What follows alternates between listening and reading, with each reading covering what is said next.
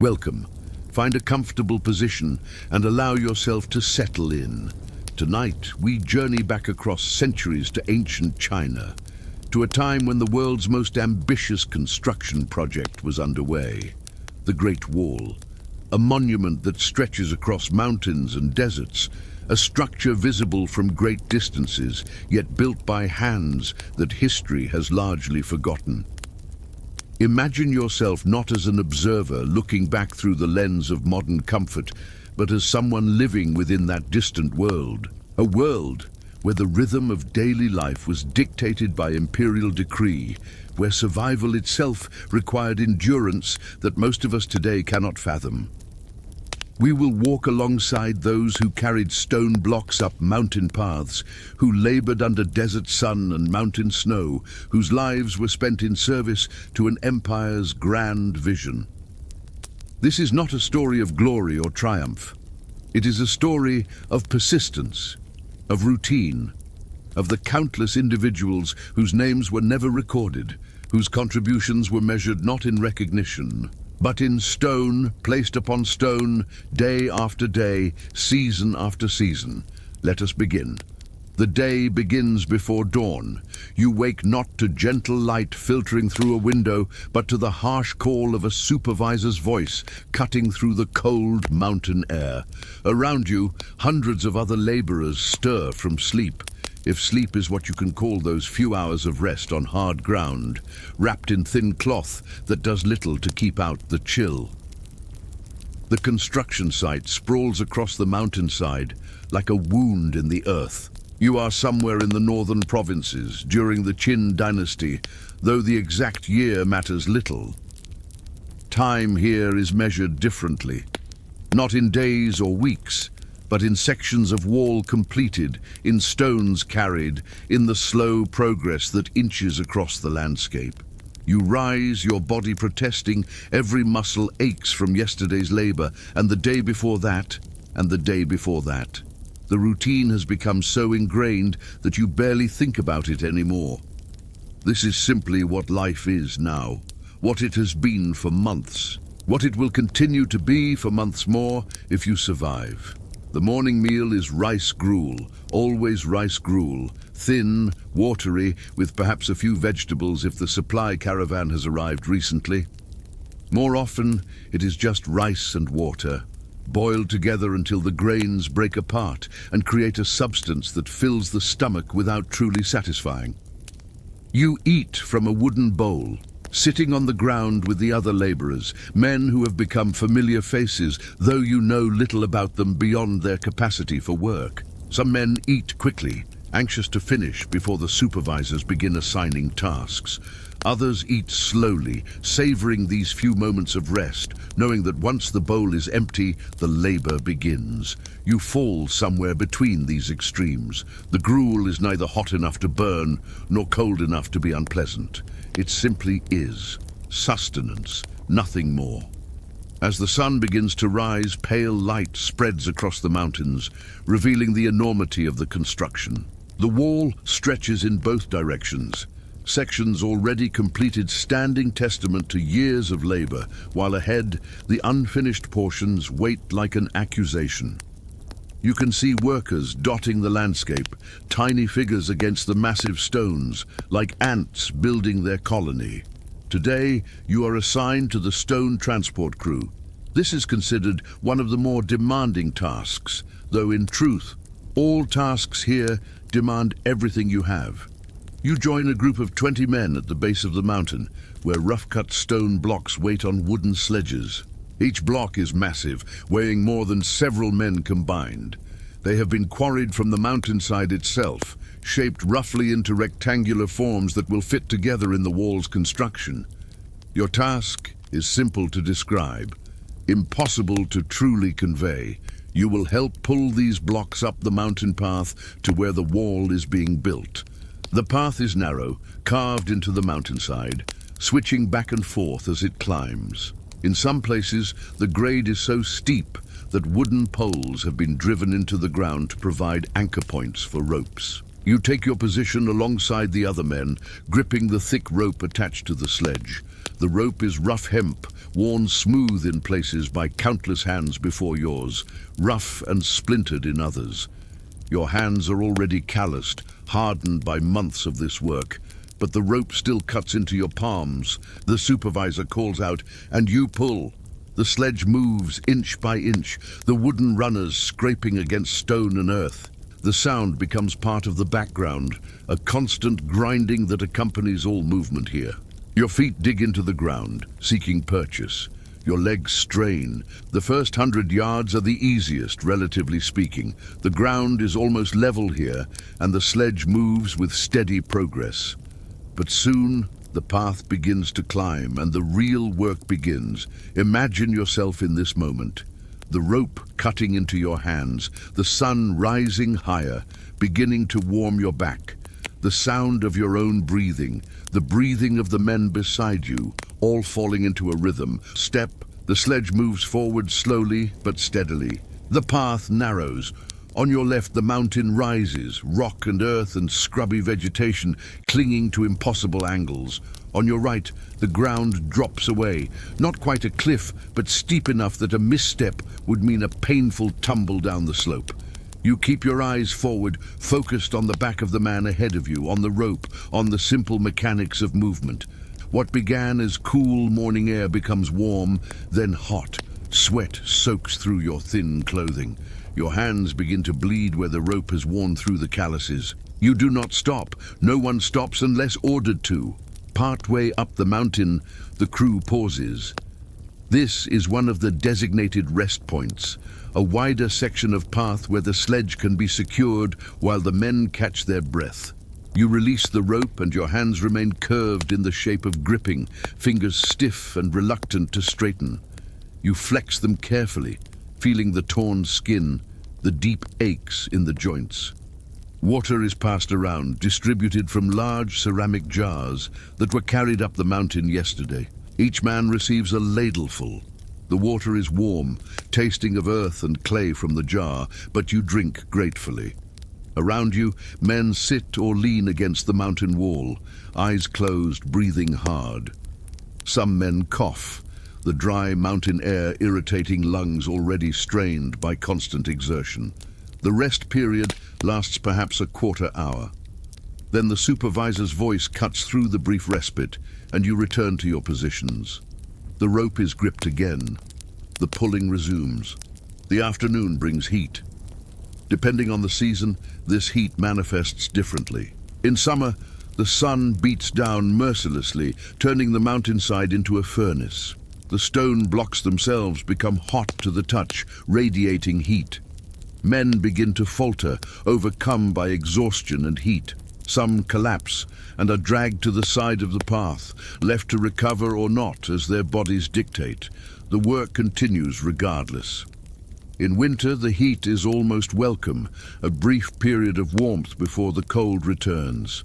But even in winter, the labor generates its own heat, and you find yourself sweating despite the freezing air, which creates its own problems. Sweat-soaked clothing freezes once you stop moving, and the mountain winds cut through wet fabric as if it does not exist. Today is neither the height of summer nor the depths of winter. Today is one of the endless days in between, where the weather is merely uncomfortable rather than actively trying to kill you. Small mercies. By late afternoon, you have made 3 trips up the mountain, each one transporting a single stone block to the construction site. 3 blocks, in a wall that will eventually stretch for thousands of miles. The mathematics of it are almost incomprehensible. How many blocks? How many trips? How many men working how many days? You know that workers have died building this wall. Many workers, some from accidents, falling from the scaffolding or crushed beneath stones that slipped their restraints. Some from disease that spreads through the work camps. Some simply from exhaustion, their bodies giving out after months or years of unrelenting labor. You have seen bodies carried away, wrapped in rough cloth, to be buried in mass graves near the construction sites. The Empire has deemed this wall necessary, protection against the northern tribes, the Mongols who raid across the steppes.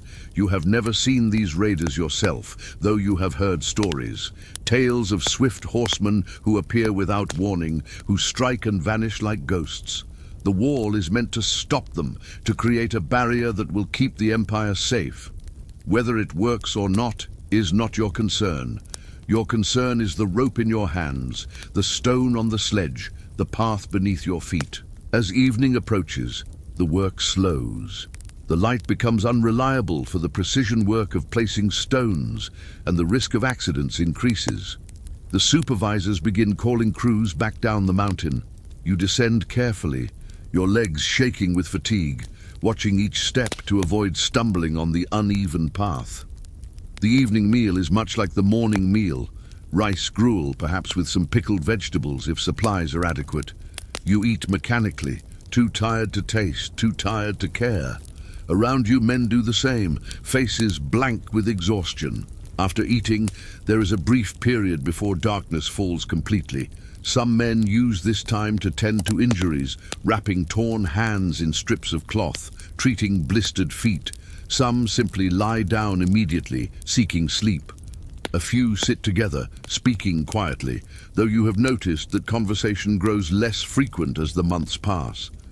There is less energy for talking, less desire to form connections that might be severed by accident or disease. You find a space to sleep, the same space you occupied last night and the night before.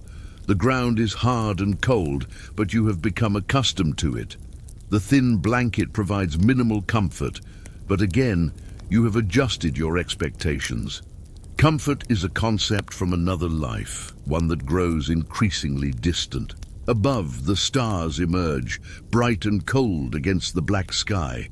For a moment, you allow yourself to simply look up, to see something beyond stone and rope and endless labor. The stars are the same stars that shine over your village, far to the south. Your family is under these same stars, living their lives without you. Do they think of you? Do they wonder if you are alive? These thoughts are dangerous. They lead to longing, to despair, to the kind of thinking that makes men try to escape or simply give up. You push them away, closing your eyes, willing sleep to come quickly. Sleep does come, but it is not peaceful. Your dreams are filled with stone and rope, with the endless rhythm of labor. Sometimes you dream of falling, your foot slipping on the mountain path, the sickening sensation of weightlessness before impact. Sometimes you dream of being crushed beneath a stone block, unable to move, unable to breathe. You wake before dawn, the cycle beginning again. The seasons turn. Months become a year, then 2 years. The wall grows section by section. You watch it rise, this monument to imperial ambition, and you feel nothing. No pride, no satisfaction, just the dull acceptance that this is your life now, this endless labor in service to something larger than yourself, something you will never fully see or understand. Winter brings snow to the mountains. The work continues, though it becomes even more brutal. The stone blocks become slick with ice, harder to grip, more prone to sliding. The ropes freeze, becoming stiff and even more abrasive against your hands. The morning gruel sometimes has ice crystals floating in it. Men begin to suffer from frostbite, losing fingers and toes to the cold. Some die in their sleep, simply failing to wake as the cold seeps into their bodies. The supervisors are not intentionally cruel, merely indifferent. Their task is to keep the work moving, to meet quotas set by distant officials who have never seen these mountains, who have never gripped a frozen rope or hauled a stone up an icy path. The supervisors do what they must to meet these quotas. If men die, more men are brought in to replace them. The Empire has no shortage of laborers. Spring brings relief from the cold, but also mud. The mountain paths become treacherous, the ground turning to thick sludge that sucks at your feet. The sledges sink into the mud, requiring even more effort to move. Men slip and fall, some sliding down the mountainside, their falls arrested by rocks or trees or the edge of ravines. Summer returns, completing the cycle. The heat returns, the dust returns. The routine continues, unchanging and seemingly endless. You have become a part of the wall, not metaphorically, but in a very real sense. Your blood has soaked into the rope. Your sweat has dripped onto the stones. Your effort has moved thousands of blocks, each one becoming part of the structure that stretches across the horizon. When you die, whether it is tomorrow or years from now, your body will likely be buried near the wall, your bones joining countless others in the earth beneath this monument. This thought should perhaps be sobering or sad, but you find you have no feelings about it either way. It is simply a fact, as certain as the sunrise, as inevitable as the next stone that needs to be moved. The wall grows, slowly, incrementally, but it grows. Behind you, completed sections stand solid, the stones fitted together with remarkable precision by master masons, the gaps filled with mortar, the surfaces smoothed. Guard towers rise at regular intervals, platforms from which soldiers will one day watch for raiders from the north. Gates are constructed, massive wooden doors reinforced with iron, designed to control the flow of people and goods. You rarely see these finished sections. Your world is the construction zone, the raw edges where stone meets earth, where the wall is still becoming. But sometimes, on clear days, you can look back along the mountain ridges and see the wall stretching into the distance, and there is something almost majestic about it, something that, in a different context, under different circumstances, might inspire awe. But you are too tired for awe, too ground down by the daily struggle for survival. The wall is just stone. The wall is just labor. The wall is the reason you hurt, the reason men die, the reason your life has been reduced to this endless grinding routine. Time continues its passage. You stop counting days. Seasons are marked only by changes in the weather, in the types of hardships you face. The work remains constant. Stone must be moved. The wall must be built. Sometimes news filters through the camps, fragments of information about the empire, about wars being fought elsewhere, about the emperor's decrees. These things seem impossibly distant, like stories from another world. Your world is measured in yards of wall completed, in stones moved, in bowls of rice gruel consumed. You are aware dimly that this wall is being built across a vast distance, that there are other camps like this one scattered across the northern frontier, that thousands upon thousands of men are engaged in this same labor. You are a single worker among multitudes, a single drop in an ocean of human effort. This knowledge does not comfort or disturb. It simply is. The wall will outlast you. It will outlast everyone currently working on it. It will stand for centuries, perhaps millennia, a testament to what human will and human suffering can accomplish when combined with imperial power and ambition. But that is future knowledge, perspective you do not possess. In this moment, in this life, there is only the next stone, the next pull of the rope, the next step up the mountain path. The rhythm continues. The labor continues. The wall grows, stone by stone, carried by hands that will never be remembered, built by lives spent in service to something that may or may not achieve its purpose. This is the reality of the Great Wall. Not the wonder of the world that tourists will one day marvel at, but the daily grind of its construction. The aching muscles, the torn hands, the thin gruel, the cold nights, the hot days, the endless, repetitive labor that slowly, inexorably creates something monumental from countless small acts of human endurance. We move now from the mountains and the labor of stone to the quiet corridors of power. From the physical endurance of workers to a different kind of endurance, one measured in years of careful strategy, calculated patience, and the slow accumulation of influence. Imagine yourself in the imperial palace at Chang'an, the Tang dynasty capital, in the 7th century. The year is 638 CE. You are not yourself, but a young woman of 14, recently selected to enter the palace. Your name is Wu Zhao, though history will remember you by another name entirely, Empress Wu Zetian, the woman who would become the only female emperor in Chinese history. But that is far in the future. For now, you are simply one of many young women brought to the palace to serve as a low-ranking concubine to Emperor Taizong. Your position is called a Kairen, a talent, 5th rank among the palace women. It is not a particularly distinguished position. You are one among hundreds, a face in a sea of faces, a name on a list maintained by palace eunuchs. The palace is vast. Rooms leading to corridors, leading to courtyards, leading to more rooms. Everything is ordered, hierarchical, governed by rules that have existed for generations. Every gesture has meaning, every interaction is observed. You learn quickly that the palace is not merely a residence, but a world unto itself, with its own language, its own currency of favor and influence. Your days follow a pattern. You wake early before the sun and attend to the rituals of dress and grooming. Even for a low-ranking concubine, appearance matters. Your hair is arranged in the prescribed style. Your clothing, while simpler than that of higher-ranking women, must be immaculate. You learn to move gracefully, to keep your eyes lowered in the presence of superiors, to speak only when spoken to. The emperor is a distant figure. Emperor Taizong, second ruler of the Tang dynasty, a man in his 40s when you enter the palace.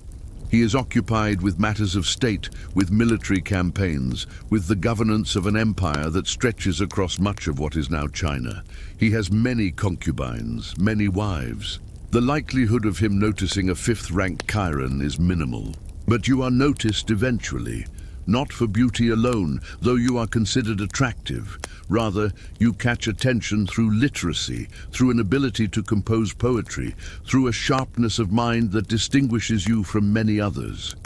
Emperor Taizong appreciates wit. He occasionally summons you to read to him, to discuss literature. These are small moments, brief interactions, but they represent access. You learn to observe. You watch how power flows through the palace. You notice which eunuchs hold influence, which ministers have the emperor's ear, which members of the imperial family are rising and which are falling from favor. You say little, but you remember everything. The years pass. You remain a low-ranking concubine throughout Emperor Taizong's reign. This might seem like failure, but in the palace, patience is a virtue. You are learning, constantly learning. How decisions are made, how alliances form and dissolve, how information becomes power. In 649 CE, Emperor Taizong dies. You are 24 years old. By palace law and custom, all of the late emperor's concubines who have not borne him sons must retire to a Buddhist convent. This is your fate. You leave the palace, your head shaved, wearing the simple robes of a nun. For most women, this would be the end of their story. A brief time in the palace, followed by a quiet life of religious devotion until death. But you are not most women. During your time in the palace, you had met the heir apparent, the man who would become Emperor Gaozong.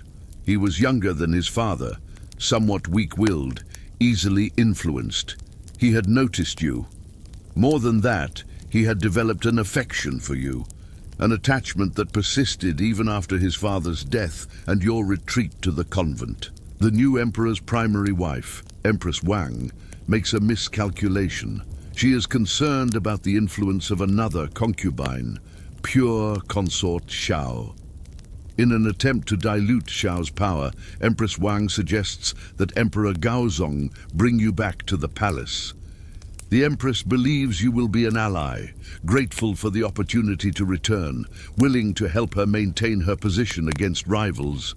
She is wrong. In 651 CE, you return to the palace, not as a low-ranking concubine this time, but with the Emperor's clear favor. You are given the rank of Zhao Yi, second rank among concubines. You bear the Emperor a son, then another. Children are currency in the palace, particularly sons, and you have provided what Empress Wang has not. Now begins the careful, methodical work of your ascent. You cultivate relationships with key officials. You align yourself with ministers who see you as useful to their own ambitions. You are generous to some, ruthless with others, always calculating what serves your interests. Empress Wang and pure consort Xiao, recognizing too late the threat you represent, attempt to discredit you.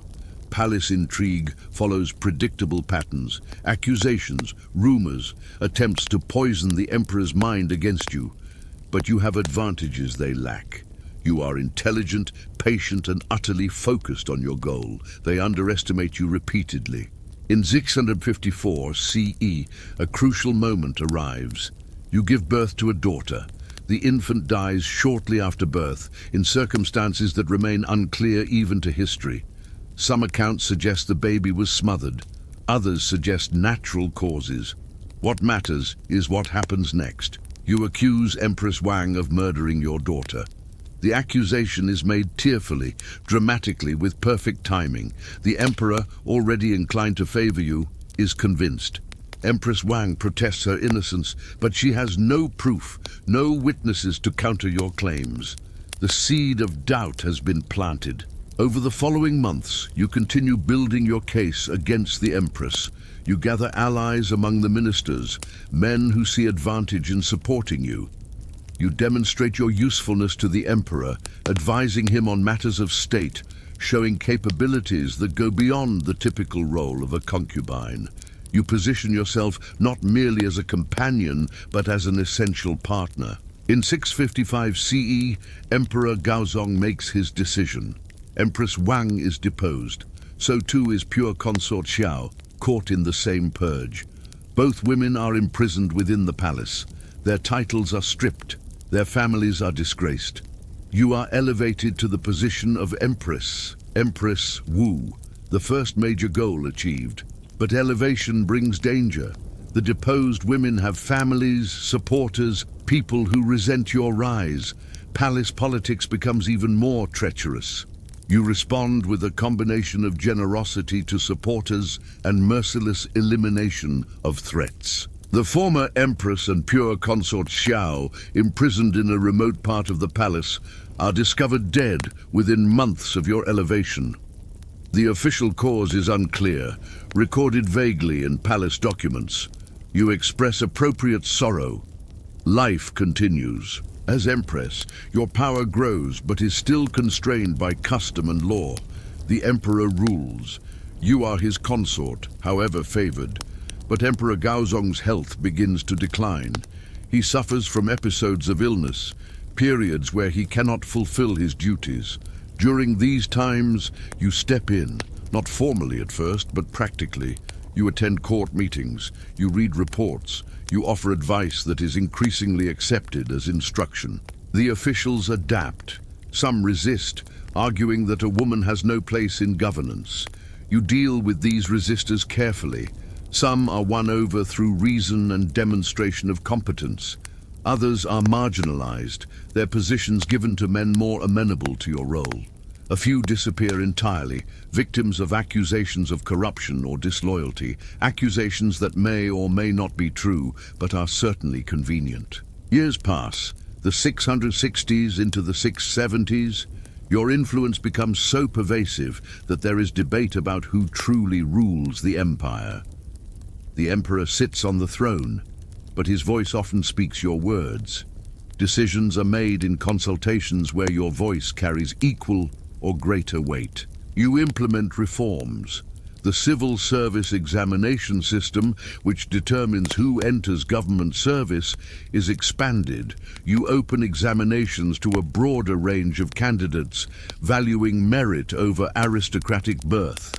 This creates a new class of officials who owe their positions to your policies, who are therefore loyal to you rather than to old families. You also institute new examination subjects, including tests on Confucian classics and governmental administration.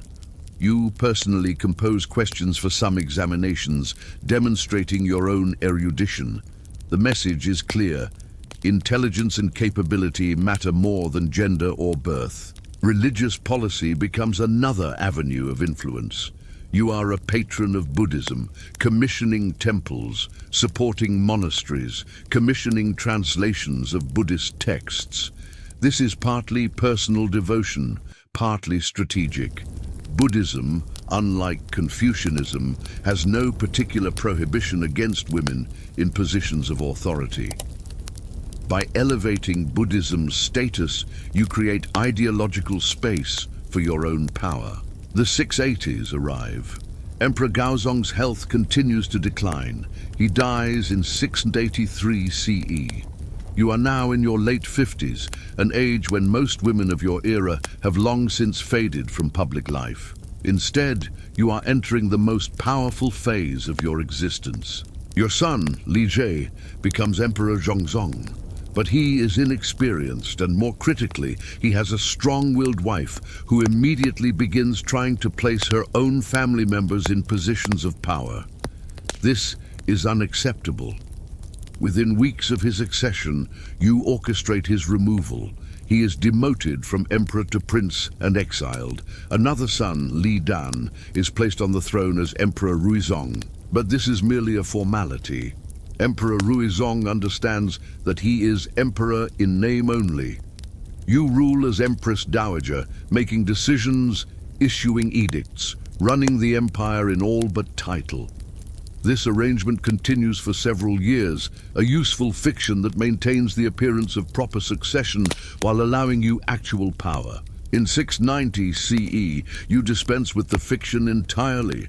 At age 66, you declare yourself emperor, not empress, not Empress Dowager, Emperor Huangdi, the masculine title.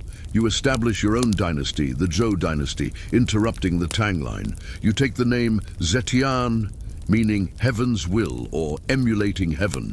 The audacity of this move cannot be overstated.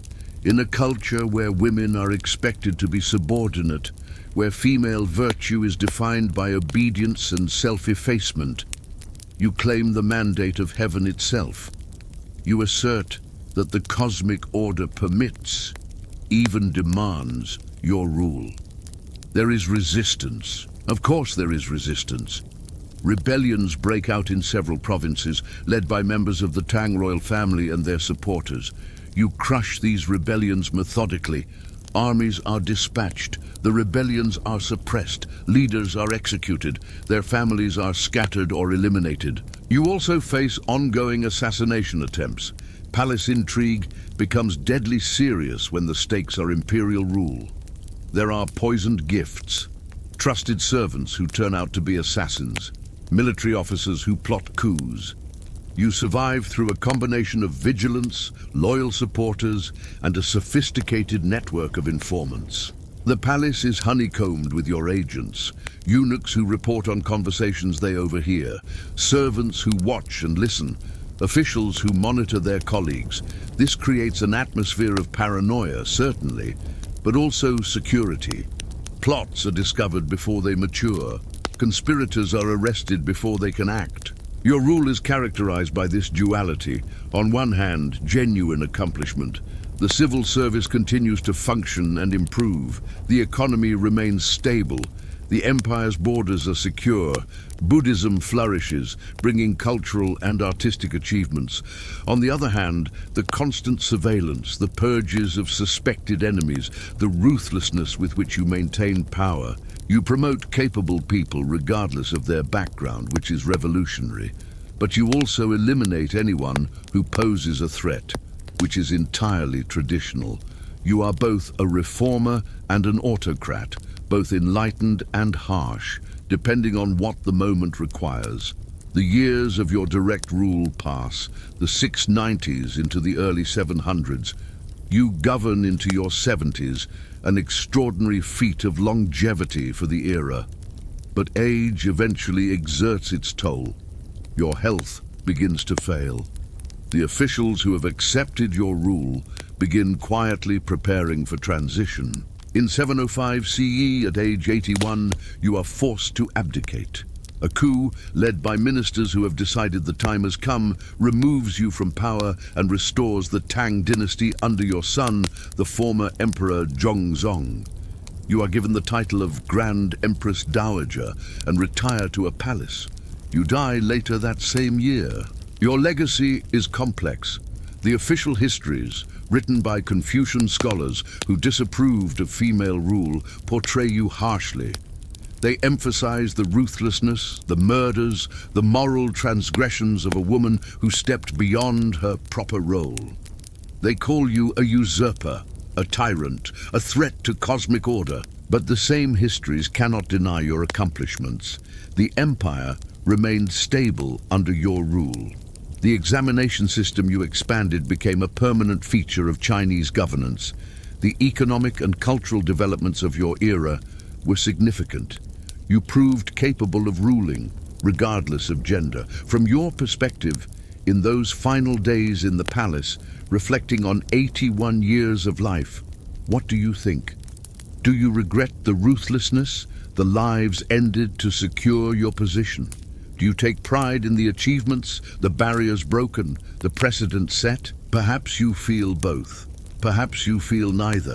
Perhaps, like the laborers on the Great Wall, you simply endured what needed to be endured, did what needed to be done, and survived as long as survival was possible. The palace continues after you. The empire continues. Life continues. Your extraordinary ascent from fifth-rank concubine to emperor becomes history, a story told and retold, interpreted and reinterpreted. The only woman to ever hold the title of emperor in China, ruling for nearly half a century when you count the years of influence before your formal assumption of the throne. The rhythm of palace life, which you navigated so skillfully, continues in your absence. New concubines enter, new intrigues unfold, new ambitions drive new actors on the same stage. The patterns persist even as the specific individuals change, but none will replicate your particular achievement.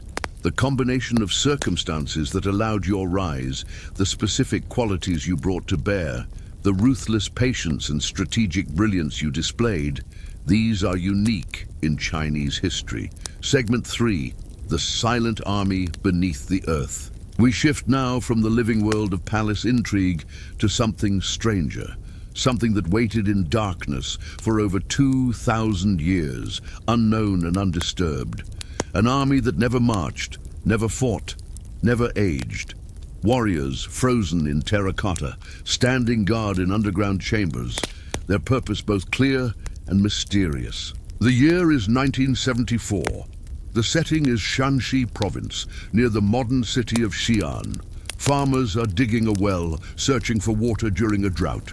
Their shovels break through earth, through layers of soil accumulated over millennia. They expect to find the water table. Instead, they find fragments of terracotta, then more fragments. Then, as they dig carefully, cautiously, they uncover a face. A human face, life-sized, made of fired clay, staring up at them from the earth. They have discovered what archaeologists will call one of the most significant finds of the 20th century. The Terracotta Army of Qin Shi Huang, the first emperor of unified China. But let us travel back further. Imagine yourself in the 3rd century BCE, around 246 BCE. The state of Qin is rising to dominance among the warring kingdoms of China. Ying Zheng, who will become Qin Shi Huang, has just become king at age 13. Even at this young age, even before his great conquests and unification of China, plans are being made for his tomb. The tomb is not conceived as a simple burial chamber. It is designed as an underground palace, a replica of the capital city, complete with rivers of mercury, celestial ceiling decorations, and an army to protect the emperor in death as armies protected him in life. The scale of this vision is staggering. Hundreds of thousands of workers will labor on this project over nearly 40 years. You are a craftsman, a potter specializing in figurative work. You have been conscripted along with thousands of other artisans to work on the emperor's eternal army. Your workshop is one of many established near the tomb site. The sound of your workspace is the rhythm of creation, clay being wedged, smoothed, shaped, tools scraping against terracotta, kilns crackling with fire. The process begins with clay, sourced from local deposits. The clay must be prepared carefully, mixed with water to achieve the right consistency needed to remove air bubbles that could cause cracking during firing. This preparation alone takes time, hours of work, before a single figure can begin to take shape. The warriors are constructed in sections. Legs are molded separately from torsos. Arms are attached later. Heads are crafted individually. This modular approach allows for efficiency, multiple craftsmen working simultaneously on different components, but it also allows for variety. Each head can be unique, each face can have its own features. You work on heads. This is your specialty. You have created dozens of them, perhaps hundreds over the months and years of this project. Each one begins as a rough form, shaped on a potter's wheel or in molds, but the details are added by hand. The eyes, shaped with careful cuts and smooth curves. The mouth, sometimes stern, sometimes with a slight curve suggesting calm determination. The ears, modeled after living subjects with all their complex folds and variations. The hairstyles are particularly important. Different ranks of soldiers wear different styles. Some have hair pulled into top knots, others have elaborate braids. Some wear caps or helmets, each style denoting rank and function. You learn these distinctions, replicating them with precision. Facial hair is added where appropriate, mustaches carefully rendered with fine lines, beards varying in length and style. The attention to detail is remarkable. These are not generic faces, but individualized portraits. Whether they represent actual soldiers or are simply variations created by artistic imagination, each face has character, personality, presence. Once the head is complete, it must dry slowly and evenly. Too fast, and the clay will crack. Too slow, and production falls behind schedule. The workshops maintain careful control over temperature and humidity. Drying racks hold hundreds of heads in various stages of completion. They watch you, these terracotta faces, empty eyes staring from shelves, waiting for the fire that will harden them permanently. The bodies are constructed by other teams. Legs are molded solid and heavy, designed to support the weight of the torso and head. The torsos are hollow, built up from coils of clay or shaped in molds, then refined by hand. Armor is depicted with extraordinary detail. Each plate is distinct, each fastening shown, each decorative element carefully rendered. The armor varies according to rank and function. Infantry soldiers wear one style, archers wear lighter armor, allowing for greater arm movement. Officers wear more elaborate gear with additional decorative elements. Cavalry figures are prepared to sit astride terracotta horses, themselves masterworks of animal sculpture. The horses are created in a similar modular fashion. 4 legs, a body, a neck, a head. But the level of detail is astounding. The musculature is accurate, showing the powerful shoulders and haunches of war horses. The manes are textured to suggest individual hairs. The eyes are alert, the nostrils flared. Some horses appear calm, well-trained. Others seem more spirited, heads turned, mouths open. Assembly is a delicate process. The dried components are carefully fitted together.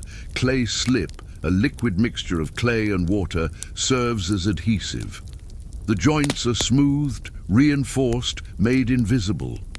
A warrior emerges from individual pieces, becoming a unified figure. But the work is not complete. Now comes painting. The terracotta is not meant to be the dull grey-brown color that tourists will see centuries later. Originally, these figures are painted in brilliant colors. Pink flesh tones for faces and hands. Red, blue, green and purple for clothing and armor. Black for hair and beards. White for the eyes, with painted pupils giving direction to the gaze. The pigments are mineral-based. Cinnabar for red, azurite for blue, malachite for green. These are ground to fine powder and mixed with binding agents, creating paints that adhere to the terracotta surface. The application requires steady hands and artistic skill. Each warrior receives individualized painting, adding another layer of uniqueness to figures that are already distinct in their modeling. After painting comes the final firing. The kilns are massive structures capable of holding multiple figures. The temperature must be carefully controlled, hot enough to vitrify the clay and set the paint, but not so hot that the figures crack or the colors burn away. The firing takes days, the kiln gradually heating, holding at peak temperature, then slowly cooling. Opening a kiln is always a moment of tension. Have the figures survived? Are they intact? Most survive. The craftsmanship is sophisticated, the techniques refined over generations of pottery making, but some figures do crack or explode in the kiln. These failures are accepted as part of the process, the materials gathered for reuse. Once fired and cooled, the warriors are transported to the tomb complex.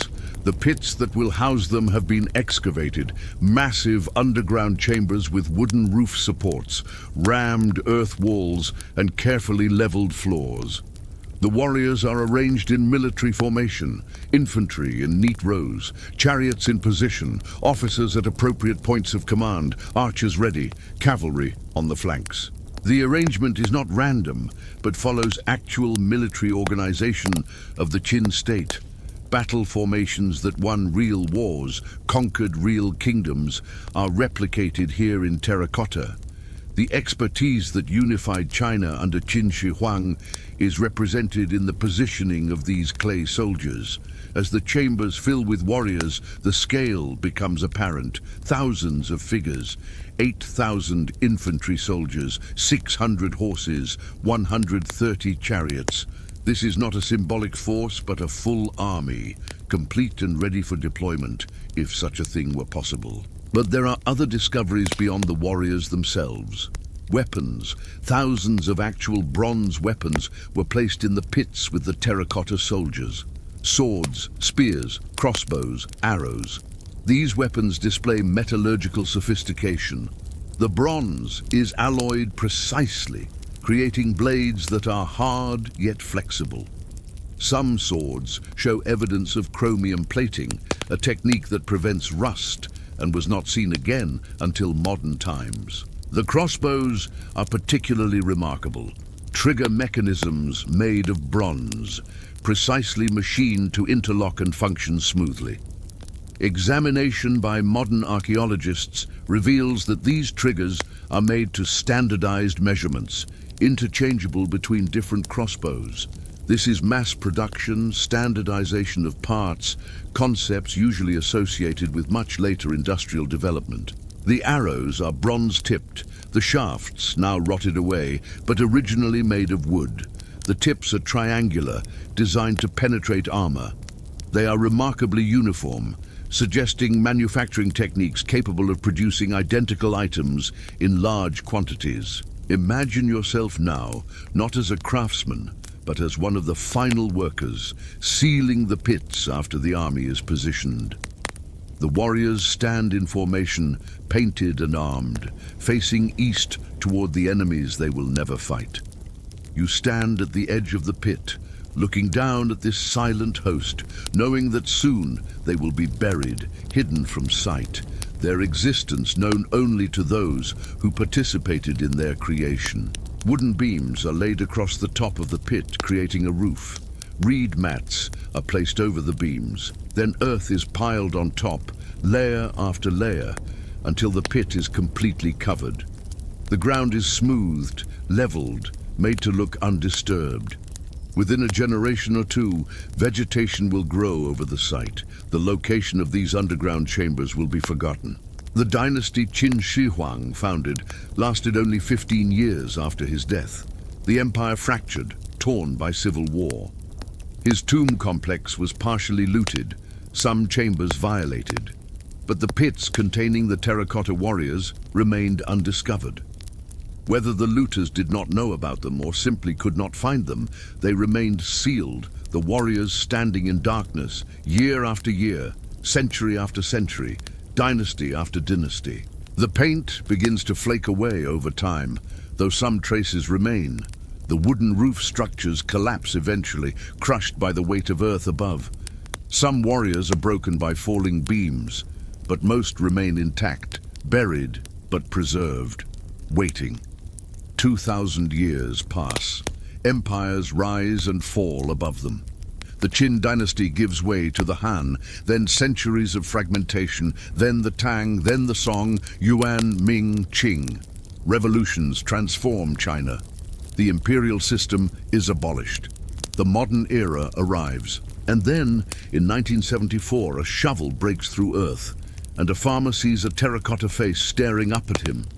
The excavation that follows is painstaking.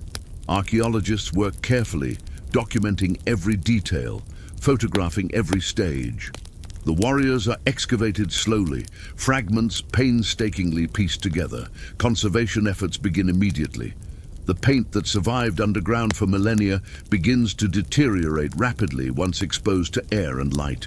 New techniques must be developed to preserve what remains. 3 main pits are identified. Pit 1 contains the bulk of the infantry, over 6,000 warriors. Pit 2 contains cavalry and infantry in a more complex arrangement. Pit 3 appears to be a command post, with fewer warriors but more elaborate figures, presumably officers. A 4th pit was found unfinished, abandoned during construction.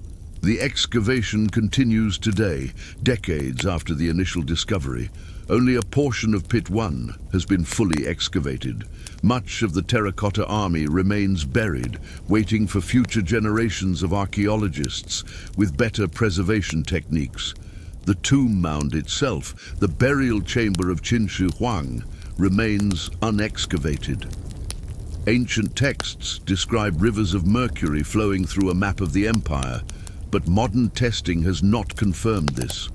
The decision has been made to wait, to leave the emperor's actual burial chamber undisturbed until technology advances enough to excavate without destroying what lies within. New discoveries continue. Recently, excavations have revealed acrobats, musicians, and civil officials, all rendered in terracotta. The tomb complex was not just a military installation, but a recreation of the entire imperial court. Evidence of an ancient park or garden has been found. Bronze waterfowl were discovered, life-sized birds that may have been placed near artificial waterways. The sophistication of the entire complex becomes more apparent with each new finding. This was not simply a tomb, but an entire world created underground, designed to serve the emperor in death as the empire served him in life. The ambition of the project rivals the Great Wall itself, another monument to Qin Shi Huang's reign. From a modern perspective, standing in the excavated pits, looking at the rows of warriors emerging from the earth, there is something both awe-inspiring and melancholic. These figures were created with such care, such skill, such dedication. The craftsmen who made them are long forgotten, their names unrecorded, but their work remains, testament to human capability, to the artistic and technical achievements possible even in ancient times. The warriors stand silent as they have stood for millennia. They do not speak of glory or triumph. They speak of labor, of skilled hands shaping clay, of fires burning in kilns, of an empire's resources marshaled to create something unprecedented. They speak of ambition and mortality, of the human desire to transcend death through works that will outlast the body. As you look at them, these terracotta faces with their individual features, their different expressions, you are seeing through time. The hands that shaped this clay are dust. The emperor they were created to protect is dust. The empire that commissioned them is long gone, but the warriors remain, patient and eternal, standing guard over nothing and everything, a mystery partially solved but never fully explained. We move forward in time now to the Ming and Qing dynasties, to Beijing, to the heart of imperial power, the Forbidden City. 980 buildings, 9,000 rooms, walls painted vermilion red, roofs covered in golden yellow tiles. A city within a city, enclosed by walls and moat, separated from the ordinary world by decree and architecture. Imagine yourself not as emperor, but as someone who serves within these walls. Perhaps a palace eunuch of middle rank, or a concubine of minor standing. Your world is bounded by courtyards and corridors. You have not left the Forbidden City in years. Perhaps you never will. The day begins in darkness, as all palace days do. You wake to the sound of a gong, struck somewhere in the depths of the complex, the sound carrying through the cold morning air. It is perhaps 4 in the morning, maybe earlier, depending on the season and the emperor's schedule. Time here is not measured by clocks, but by ritual, by the movements of the court. You rise from your sleeping platform, the thin mattress providing minimal comfort. The room is small, one of many chambers where servants and lower-ranking residents sleep. In winter, it is cold, the braziers having burned out during the night. In summer, it is stifling, the air heavy and still. You dress quickly in the prescribed clothing for your rank. Everything is regulated, the color of fabric, the style of fastening, the ornaments you may or may not wear. The palace is beginning to stir. Through the paper windows, you can hear the shuffle of feet, the quiet voices of other servants beginning their day. Everyone moves softly. Loud noises are improper, disturbing the harmony that the palace seeks to maintain. Even the sound of walking is muted, people trained to move with minimal disturbance. You make your way through the corridors toward your assigned station. The palace is a labyrinth. Corridors connect courtyards. Courtyards lead to halls. Halls open onto more courtyards. Everything is symmetrical, laid out according to principles of feng shui and imperial protocol. The most important buildings are along the central axis, running north-south through the heart of the complex. Lesser structures are arranged in hierarchical order, proximity to the center indicating importance. The morning air is sharp. In winter, frost covers the courtyards, ice forming in the bronze vessels. In summer, the dawn brings brief relief from the heat that will build throughout the day. The palace is beautiful in these early hours, quiet and still. The architecture magnificent in its scale and proportion. But beauty is not comfort, and magnificence is not warmth. The palace is designed to impress, to demonstrate power, to embody cosmic order. It is not designed for human ease. Your first duty might be attending to one of the countless daily rituals that structure palace life. Perhaps you're assigned to the preparations for the morning audience, when officials will be received by the emperor. This ceremony, like all ceremonies here, is governed by precise protocol.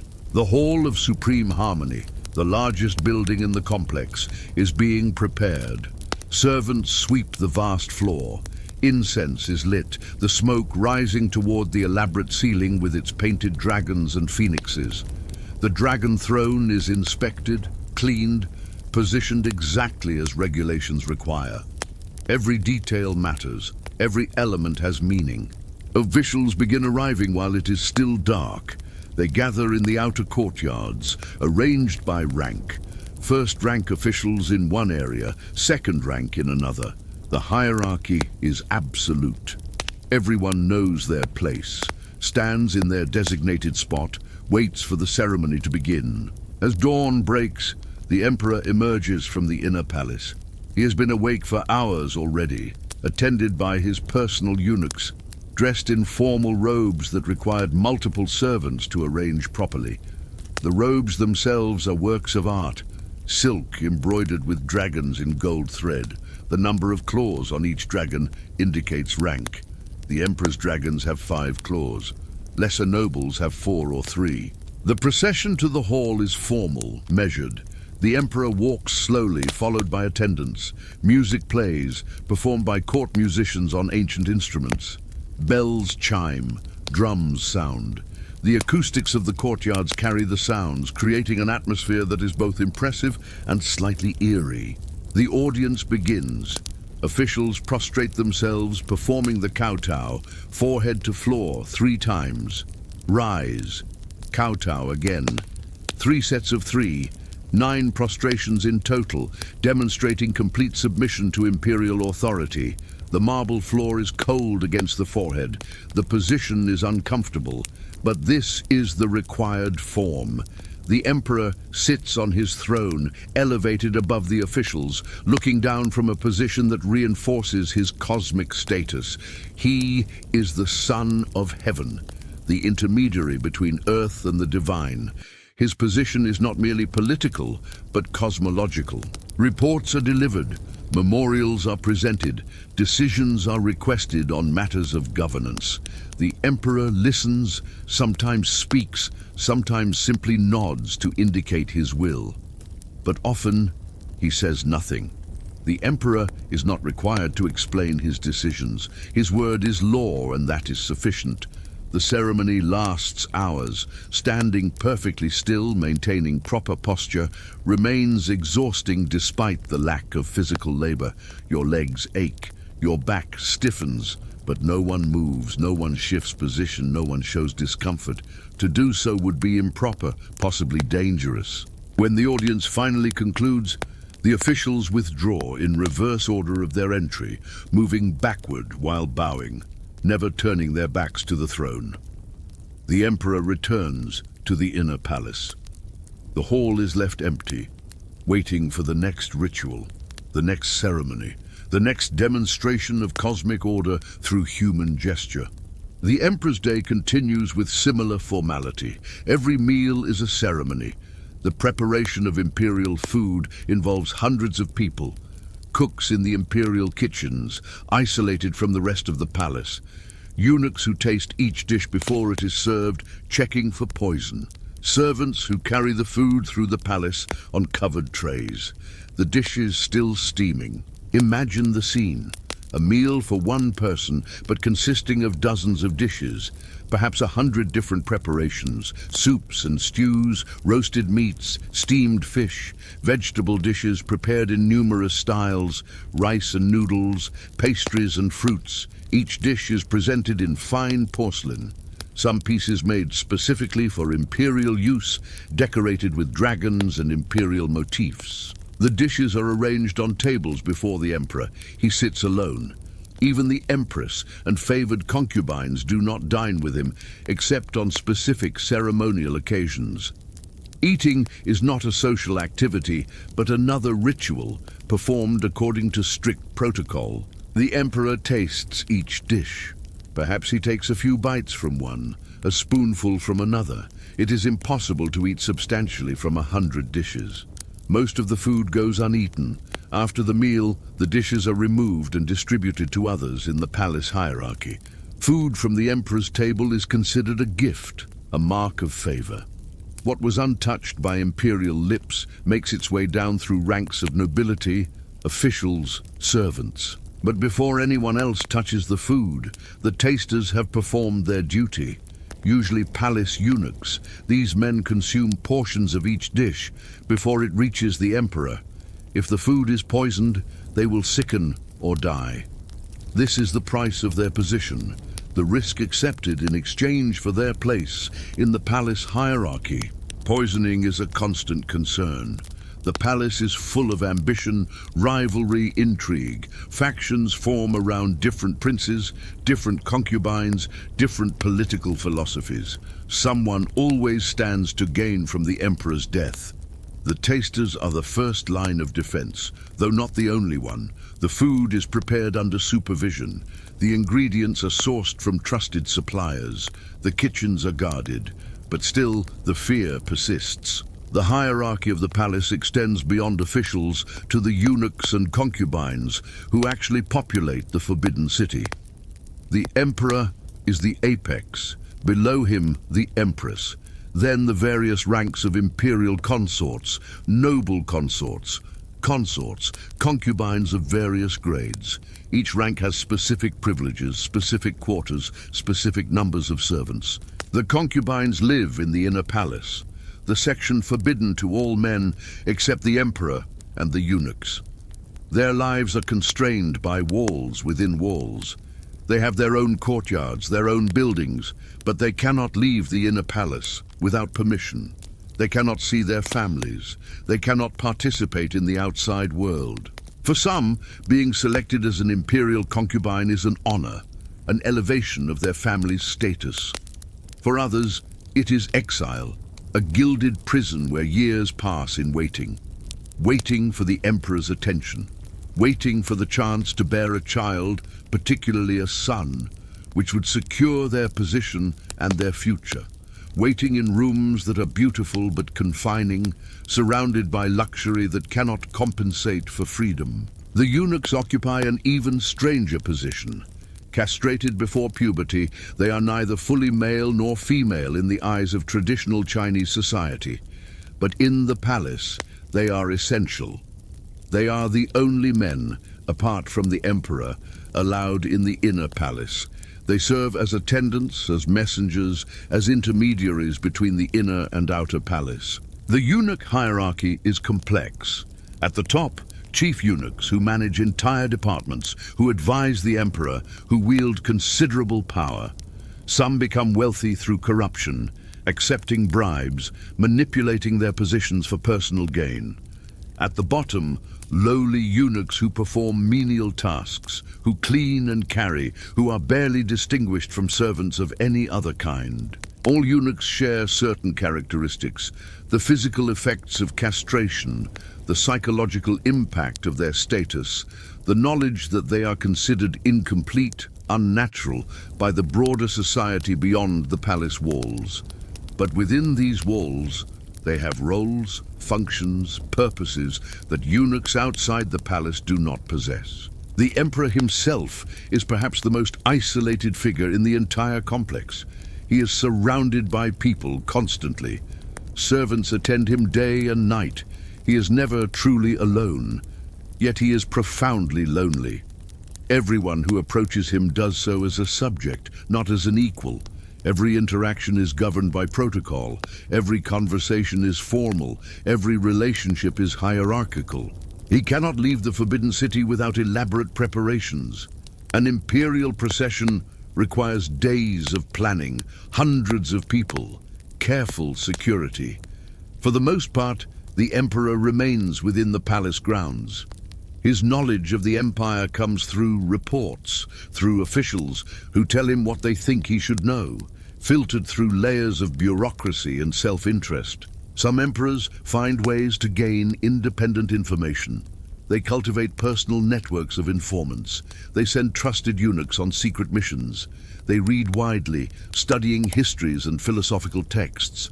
But ultimately, they remain trapped within the system, prisoners of their own elevation. The afternoons in the palace follow their own rhythms. If there are no official ceremonies, the emperor might study or practice calligraphy or receive tutors in various subjects. Everything is educational, ornamental. Even leisure is formalized. The emperor might view theatrical performances, but these are staged specifically for him in palace theaters. He might walk in the imperial gardens, but these gardens are manicured, artificial. Every plant and stone arranged according to aesthetic principles. The gardens are beautiful in their way, pavilions overlooking artificial lakes, winding paths through carefully arranged rockeries, ancient trees, some centuries old, their branches spreading over ponds where ornamental fish swim in lazy circles. But even in the gardens, the emperor cannot be alone. Guards watch from a distance, eunuchs follow discreetly. The illusion of privacy is just that, an illusion. For the concubines, afternoons might be spent in similar pursuits. Embroidery is common, playing musical instruments, painting, reading poetry. These are accomplishments suitable for women of rank, activities that fill the hours without challenging the social order. Some concubines develop genuine skill in these arts. Others simply go through the motions, ways to pass time in lives that stretch ahead with little variation. Visits from the emperor are rare for all but the most favored concubines. When such visits do occur, they follow protocol. The concubine is notified in advance. She prepares herself, dressing carefully, composing herself emotionally. The visit itself is formal, even in intimate moments. The emperor arrives, attended by eunuchs. He leaves when he chooses. The concubine waits. Evenings bring another round of formalities. Evening meals, less elaborate than midday, but still ceremonial. Evening audiences or consultations with ministers on urgent matters. As darkness falls, the palace is lit by lanterns, hundreds of them, casting warm light on the red walls and golden roofs. But much of the palace remains dark. The outer buildings, the storage halls, the workshops where craftsmen labor during the day, these fall silent and shadowed. Guards patrol the walls and gates. The night watch begins their rounds.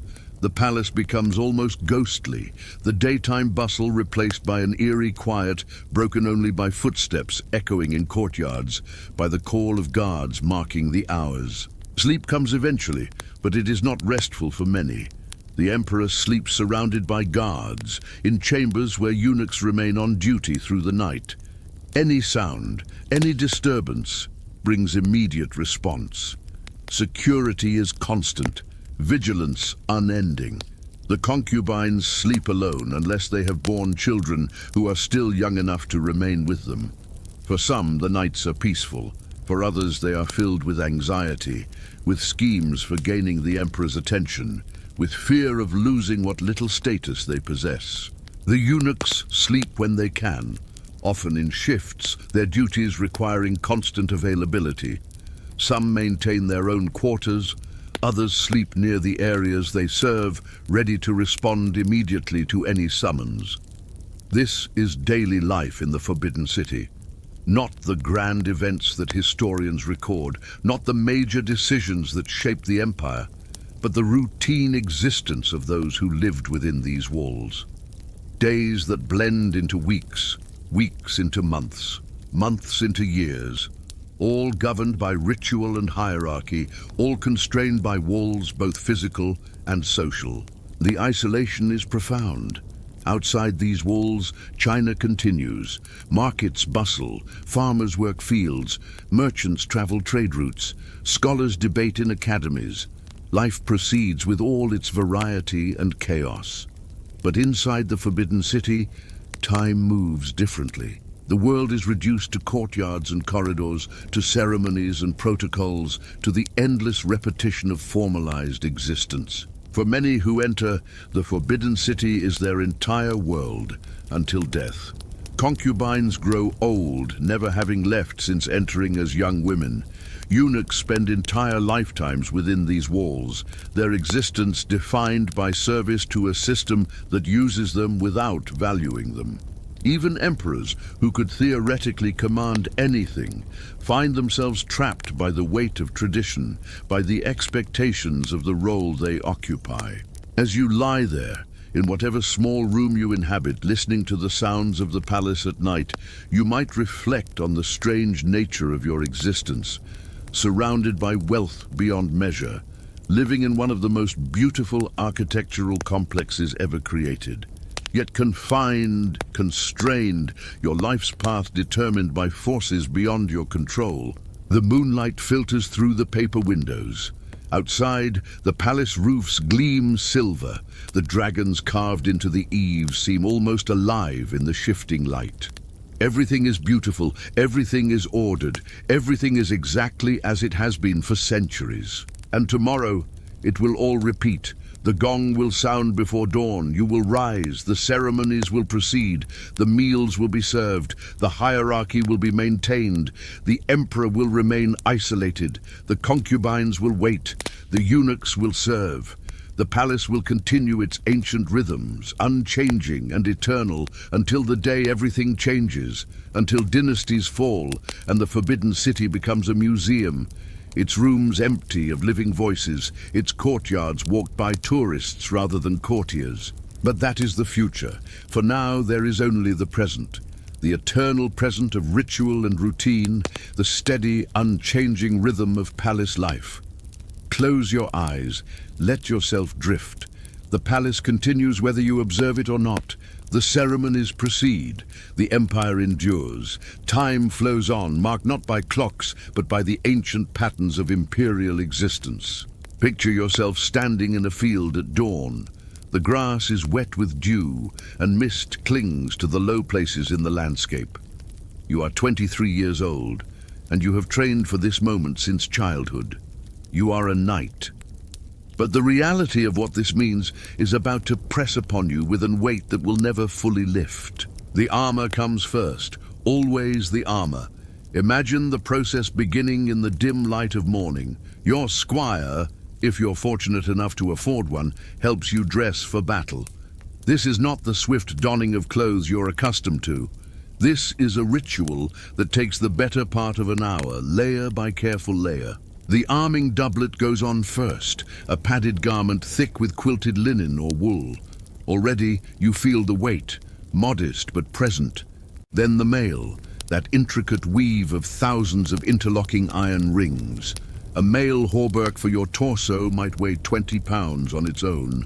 The sound of it is distinctive, a soft metallic whisper as the rings slide against one another.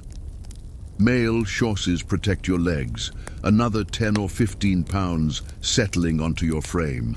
But we're only beginning. Over the mail comes the plate armor, piece by careful piece, cuisses and polins for your thighs and knees, a breastplate that must be precisely fitted, or it will cause agonizing pressure points during the hours to come. Pauldrons for your shoulders, rear braces and vambraces for your arms, gauntlets that make your hands feel distant and clumsy, sabatons that transform your feet into inflexible clubs. Finally, the helmet. Some knights prefer a bassinet with a movable visor. Others wear the great helm, that bucket of steel that limits your vision to narrow slits and turns every sound into a muffled echo. The moment it settles onto your head, the world changes. Your breathing grows louder in your ears. The weight that has been accumulating now reaches its full measure, anywhere from 50 to 70 pounds of metal encasing your body. You are protected, certainly, but you are also trapped. Imagine yourself trying to move in this shell. Every gesture requires more effort than it would unburdened. Your muscles work constantly just to remain standing. In summer heat, the metal absorbs the sun's warmth, transforming your armor into an oven. Sweat begins almost immediately, running down your face, soaking into the padding beneath the mail. There is no relief. You cannot simply remove a layer. In winter, the metal conducts cold directly to your body, leaching warmth despite the padding. Now imagine mounting your warhorse, itself a significant investment, costing as much as several years of a common laborer's wages. The destrier beneath you must be strong enough to carry not only your armored weight, but its own protective barding. The animal shifts, responding to the unusual distribution of weight on its back. You settle into the high-backed saddle, designed to keep you secured during the chaos to come. The battlefield awaits, but understand this. For every minute of actual combat a medieval knight experienced, there were hours, days, weeks of waiting.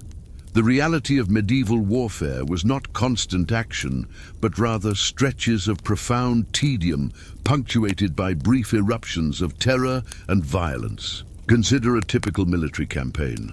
You've received word that your lord requires your service, your feudal obligation demanding 40 days of military duty per year, though campaigns often extended far beyond this. You gather your equipment, a process that might take days if you need repairs or replacements. Your destrier must be prepared. Your squire must organize provisions. The financial burden is already mounting before you've left your lands. The journey to the muster point might take weeks. You ride through countryside that may or may not be friendly. You sleep in the open or in whatever lodging can be found. Your armor, too valuable to risk theft, must be guarded constantly. The metal requires maintenance, oil to prevent rust, careful inspection for damaged links or loose rivets. When you finally reach your lord's army, you discover that military operations move with agonizing slowness. Medieval armies were not capable of the rapid maneuvers of later eras. Supply trains crawled across the landscape. Disputes over strategy and command created delays. Political negotiations might halt military action for days at a time. Imagine yourself waiting in a military camp. The routine settles over you like a heavy blanket. Days pass in a rhythm of minor tasks and mounting boredom. Equipment must be maintained constantly. Horses must be fed and exercised. Training drills fill some hours, but there are many more hours with nothing to fill them. The conditions in these camps were far from comfortable. Sanitation was primitive at best. Disease moved through cramped quarters with terrifying speed. Dysentery, typhus, and other illnesses killed more medieval soldiers than combat ever did. You might spend your evenings listening to men cough and groan in the darkness, wondering if you'll be next, if your body will betray you before you ever face an enemy. The waiting creates its own form of psychological burden. Imagine the anxiety building slowly, day after day. You know that battle could come at any moment, or it might not come for weeks more. The uncertainty gnaws at you. You've heard the stories, of course. Every veteran has stories, but you cannot quite picture it, cannot fully prepare yourself for what violence truly means. When battle finally comes, it arrives with shocking suddenness. The call to arms might sound at dawn or in the middle of the night. Suddenly the waiting is over, and you're struggling into your armor with fumbling hands, your squire working frantically to secure each piece. Your heart pounds, your mouth goes dry, every sound seems amplified, the clank of metal, the nervous stamping of horses, men's voices calling orders and questions.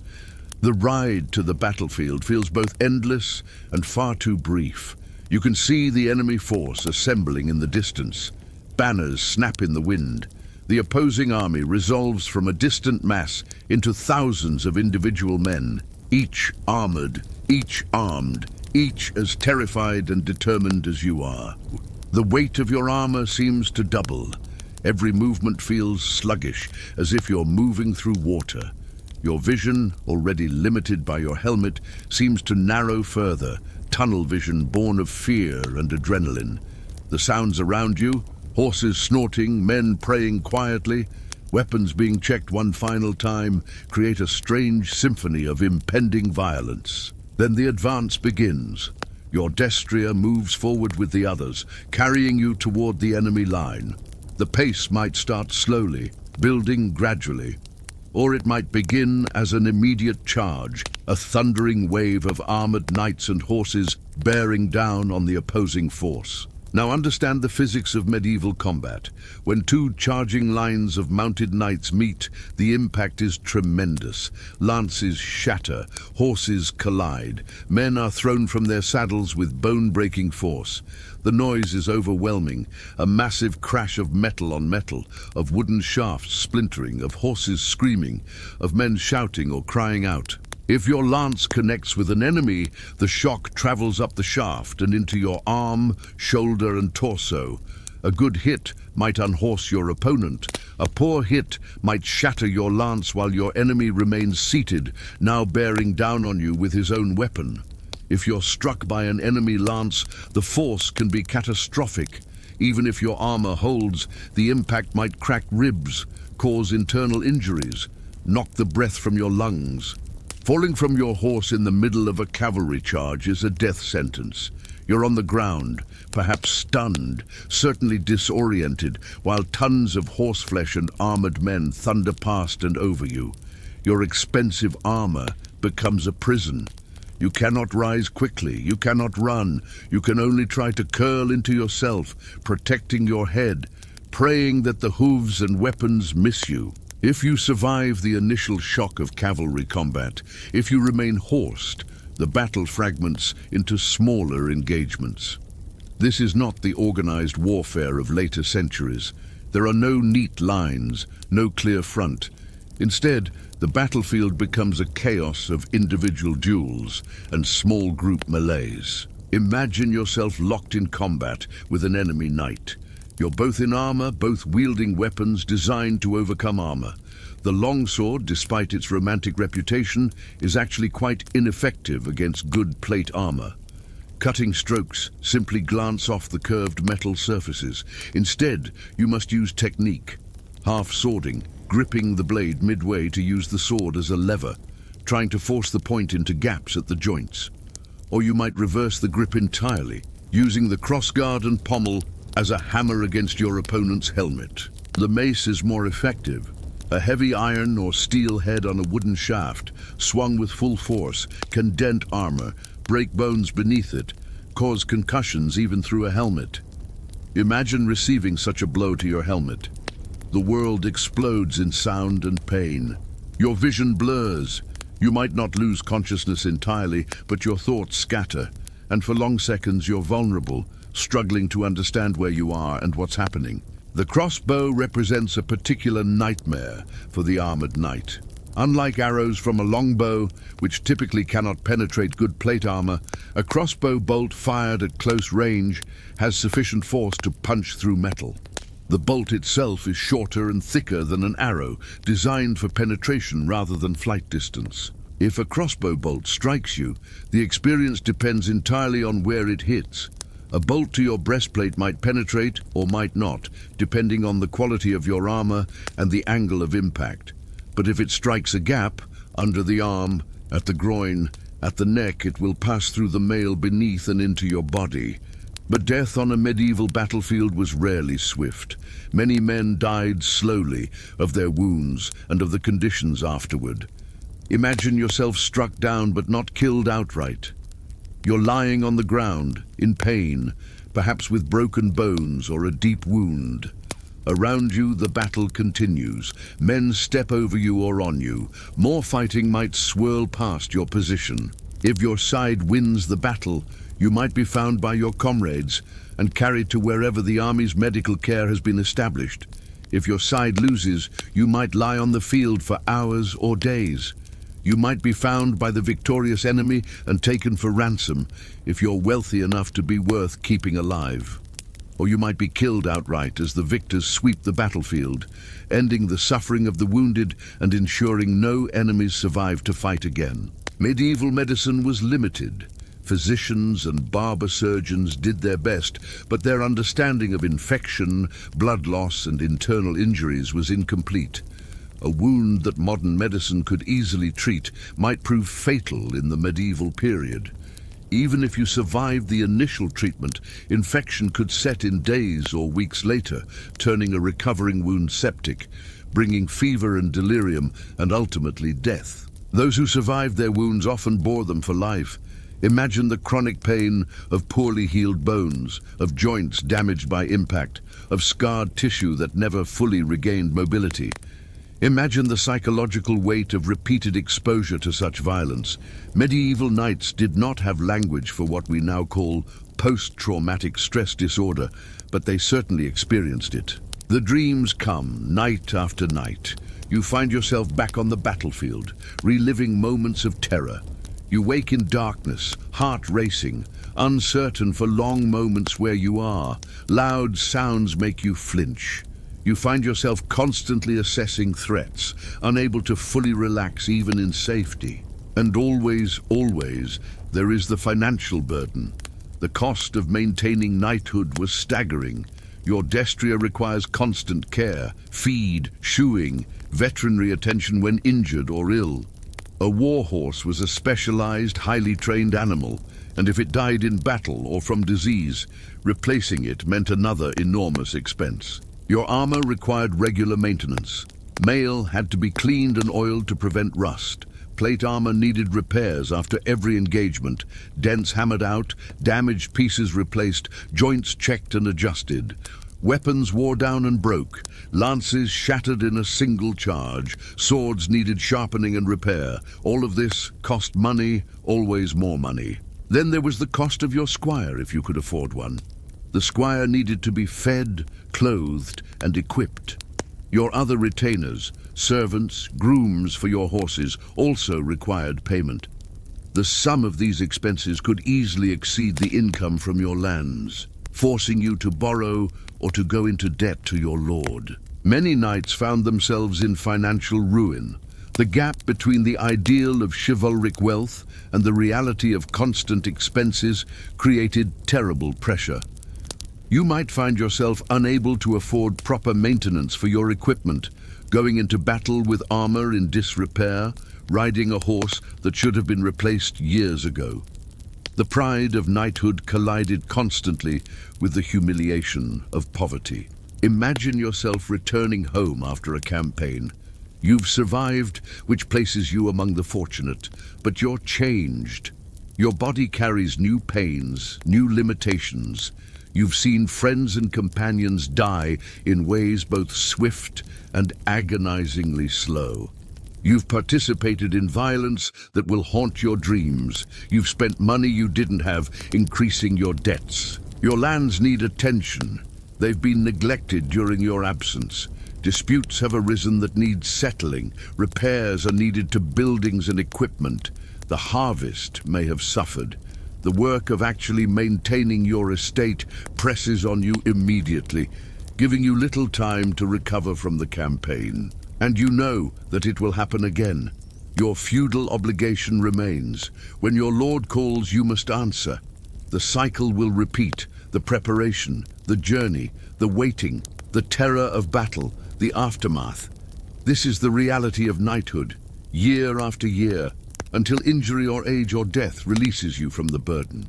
The romantic notion of the knight-errant, wandering in search of adventure and glory, bears little resemblance to reality. Most knights spent most of their time managing their estates, dealing with the mundane details of medieval land ownership. When warfare came, it was not glorious adventure, but rather terrifying necessity, duty enforced by feudal obligation, and the threat of losing one's lands.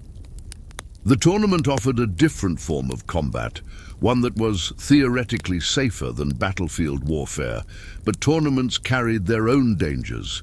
Men died in tournaments with disturbing regularity, struck by lances that failed to break, thrown from horses onto hard ground, or crushed in the savage melees that concluded many such events. Impact comes with shocking force.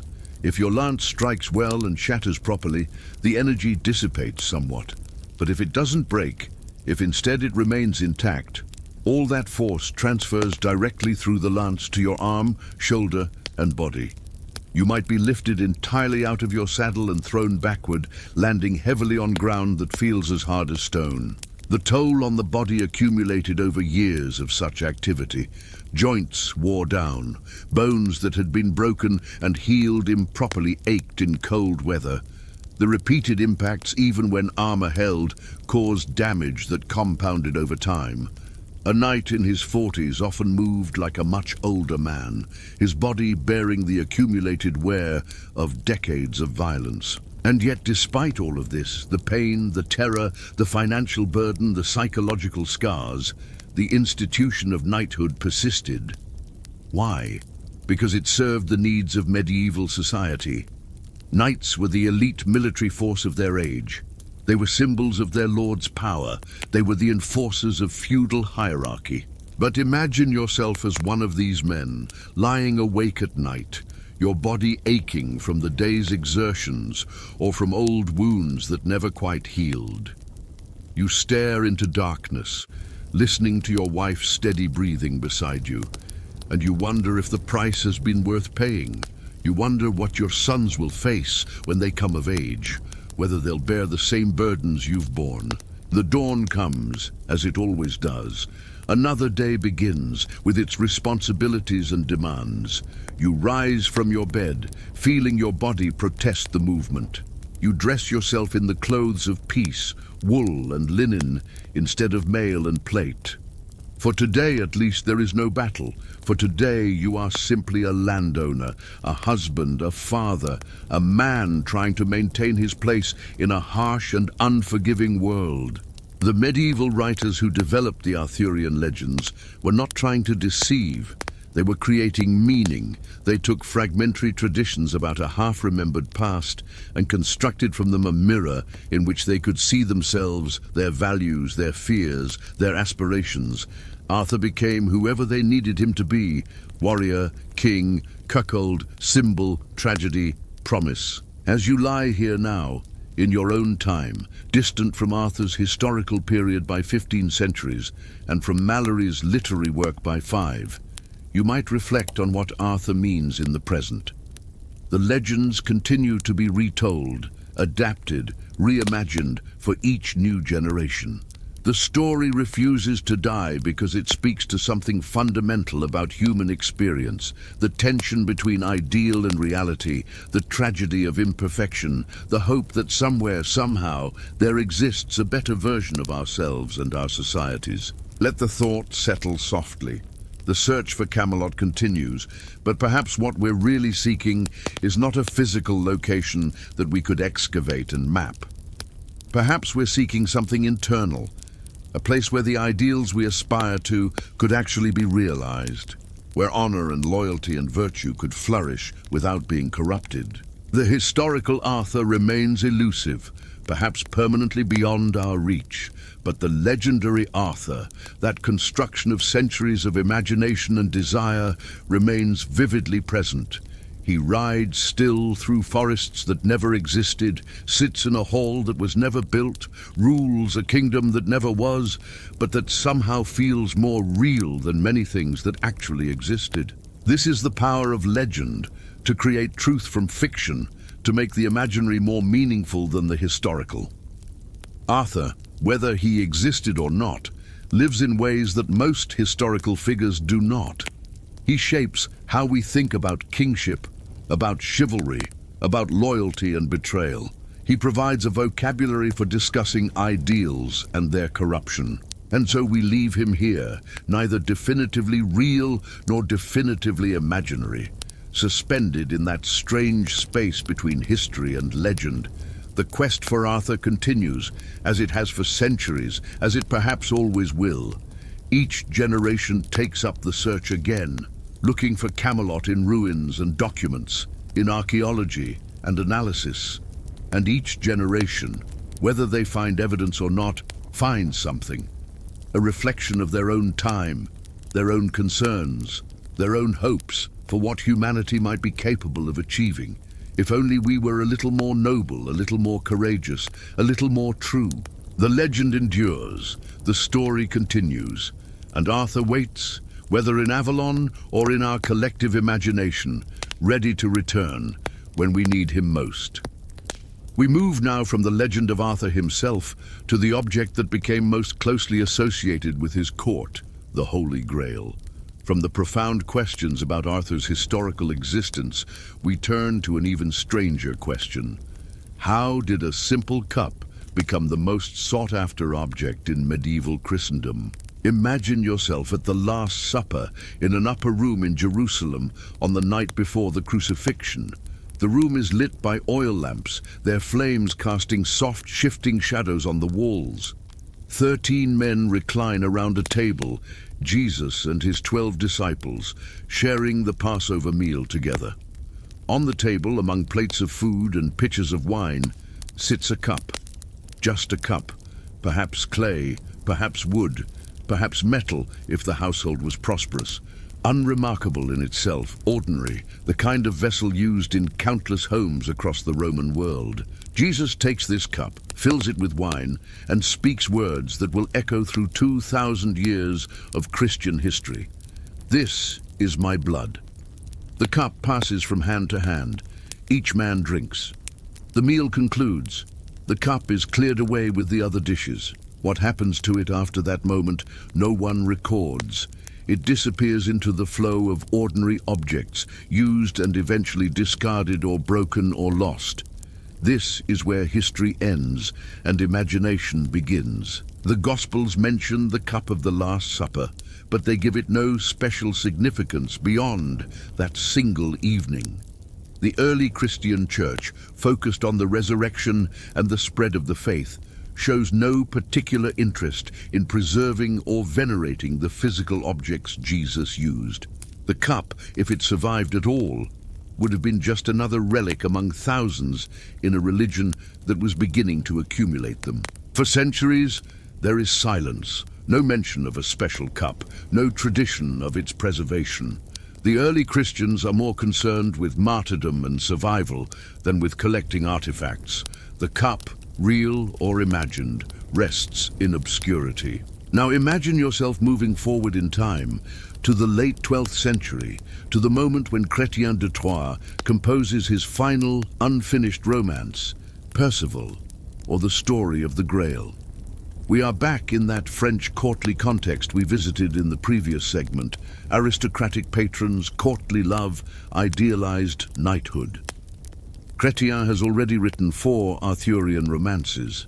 Now he begins a 5th, telling the story of Percival, a naive young man who becomes a knight and encounters something mysterious. In Chrétien's narrative, Percival comes to a castle where he meets a wounded king, the Fisher King, unable to walk, sustained by fishing. A strange procession passes through the hall. First comes a youth carrying a bleeding lance, then a beautiful maiden carrying something Chrétien calls un gruel, a grail. The word itself is ordinary in Old French, meaning simply a serving dish or bowl, typically wide and somewhat deep. This grail is made of pure gold and set with precious stones. It glows with its own light, surpassing even the candles in the hall. Percival, remembering advice given to him earlier about not asking too many questions, fails to inquire about these strange objects. He learns later that this was a terrible mistake. If he had asked, the Fisher King would have been healed and his lands restored. Percival spends the rest of the narrative seeking to return to the Grail Castle and ask the question he failed to ask. Chrétien never finished the story. He died before completing it, leaving Percival's quest unresolved, the nature of the Grail unexplained. This incompleteness would prove crucial to the Grail's future. Because Chrétien left the question open, later writers could provide their own answers, could elaborate and reinterpret, could transform the Grail into whatever they needed it to be. Imagine the immediate impact. Chrétien's unfinished work was popular, widely read and heard. Other writers immediately began composing continuations and variations. Within decades, multiple versions existed, each taking the story in different directions. Some kept the Grail as a mysterious but essentially secular magical object. Others began to Christianize it explicitly. In the early 13th century, Robert de Boron composed a verse romance called Joseph d'Arimathie that fundamentally transformed the Grail's significance. Robert identifies the Grail explicitly as the cup from the Last Supper and adds a new element to its history. After the crucifixion, he claims, Joseph of Arimathea, the wealthy man who provided his own tomb for Jesus' burial, used this same cup to collect blood flowing from Christ's wounds on the cross. Imagine this scene as Robert describes it. Joseph stands at the foot of the cross, holding the cup upward. Blood, the physical blood of Christ, drips into it. The cup becomes a vessel containing not just the memory of Christ's sacrifice, but its physical substance. It becomes a relic of extraordinary power, a container of the sacred-made material. Robert then traces this cup through centuries. Joseph brings it to Britain, establishing a lineage of Grail keepers that eventually connects to Arthur's time. The cup becomes hidden, lost, waiting for a worthy knight to find it and restore it to its proper place. This new mythology spread rapidly through the Arthurian literary tradition. The massive Vulgate cycle incorporated and expanded upon it. The quest for the Holy Grail, written in the early 13th century as part of this cycle, transforms the Grail quest into an explicitly religious allegory. The Knights of the Round Table set out seeking the Grail, but only the perfectly pure knight, Galahad, virgin and sinless, can achieve the quest. Lancelot, despite his prowess, fails because of his adultery with Guinevere. Other knights fail for various moral shortcomings. Imagine yourself reading or hearing this quest. The tone is different from earlier Arthurian romances. This is not courtly entertainment, but religious instruction disguised as adventure. The Grail appears in visions, surrounded by angels and accompanied by miraculous healings. Those who see it are transformed spiritually. Those who are unworthy are physically prevented from approaching it, struck blind, knocked unconscious, turned back by mysterious forces. Galahad finally achieves the quest, sees the Grail fully revealed, and experiences such spiritual ecstasy that he immediately dies, his soul ascending to heaven. The Grail itself is taken up to heaven by a disembodied hand, removed from the sinful world. The quest is completed, but its completion means the Grail is lost forever to earthly seeking. This narrative served multiple purposes in medieval culture. On one level, it was entertainment, adventure, magic, quests into unknown lands. On another level, it was allegory. The Grail representing Christ or the Church or salvation itself. The quest representing the soul's journey toward God. The failures of the knights illustrated different types of sin and their spiritual consequences. The success of Galahad demonstrated that only absolute purity could achieve union with the divine. But on yet another level, it tapped into something deeper, the human longing for meaning, for purpose, for something worth seeking even if it cannot be achieved. The Grail quest resonated because it gave narrative shape to spiritual yearning.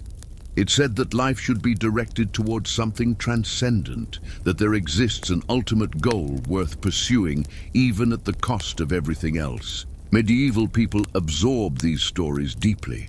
The Grail became a cultural icon, referenced in sermons, depicted in artwork, discussed in theological contexts, and inevitably, people began to claim they possessed the actual Grail. Imagine yourself as a medieval pilgrim, traveling to Genoa in northwestern Italy, where the cathedral claims to possess the Holy Grail, a hexagonal green glass dish called the Sacro Catino. The cathedral displays it rarely, only on special feast days, and only from a distance. You stand with other pilgrims in the nave, looking up at the elevated position where the Sacro Catino rests, lit by candles. The green glass gleams mysteriously.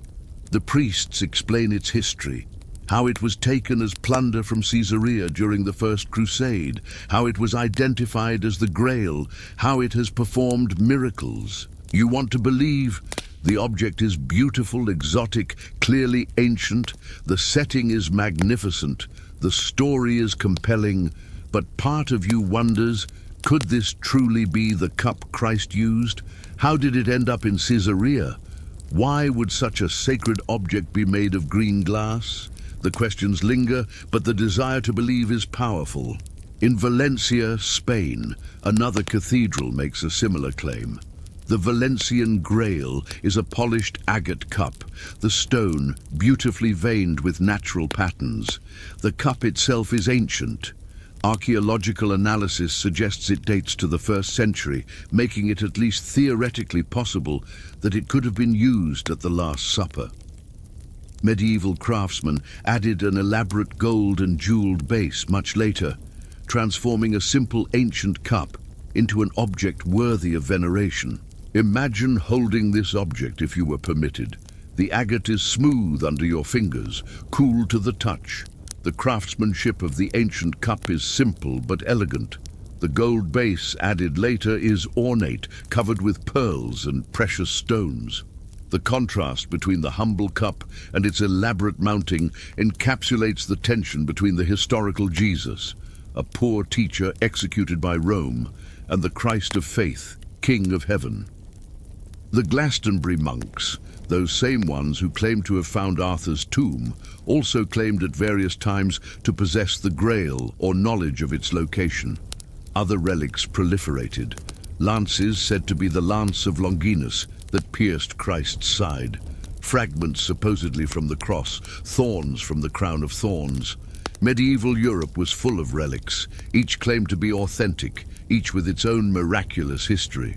The proliferation of claimed grails tells us something important. The desire to possess the sacred, to make the transcendent tangible, was overwhelming. Pilgrimage to Jerusalem was expensive and dangerous. Many medieval Christians would never have the opportunity to visit the Holy Land. But if the Holy Grail was in Genoa, or Valencia, or somewhere in Britain, that was potentially accessible. The sacred could be brought close, made local. Yet the literary tradition pushed in the opposite direction. The Grail in the romances was always elsewhere, always just beyond reach. When achieved, it disappeared. This tension between possession and loss, between the claimed relics and the literary Grail, created a strange psychological space. The Grail existed simultaneously as a physical object that could theoretically be found and as a symbolic object representing something that could never be fully possessed. Imagine yourself as a medieval knight or noble, reading or hearing these Grail stories. You live in a world of political complexity, of competing loyalties, of violence and uncertainty. The religious teachings of the Church promise salvation, but also emphasize human sinfulness, the impossibility of perfection. You attend Mass regularly, confess your sins, receive communion, but the gap between what you believe you should be and what you actually are weighs on you constantly. The Grail quest offers a narrative structure for this spiritual struggle. The knights who seek the Grail fail not because the Grail doesn't exist, but because they are not worthy. Lancelot's failure is particularly poignant. He is the greatest knight in worldly terms, unmatched in combat, renowned for his deeds, but his adultery disqualifies him from spiritual achievement. He comes close to the Grail, sees it partially, but cannot achieve full vision. This resonates on a deep level.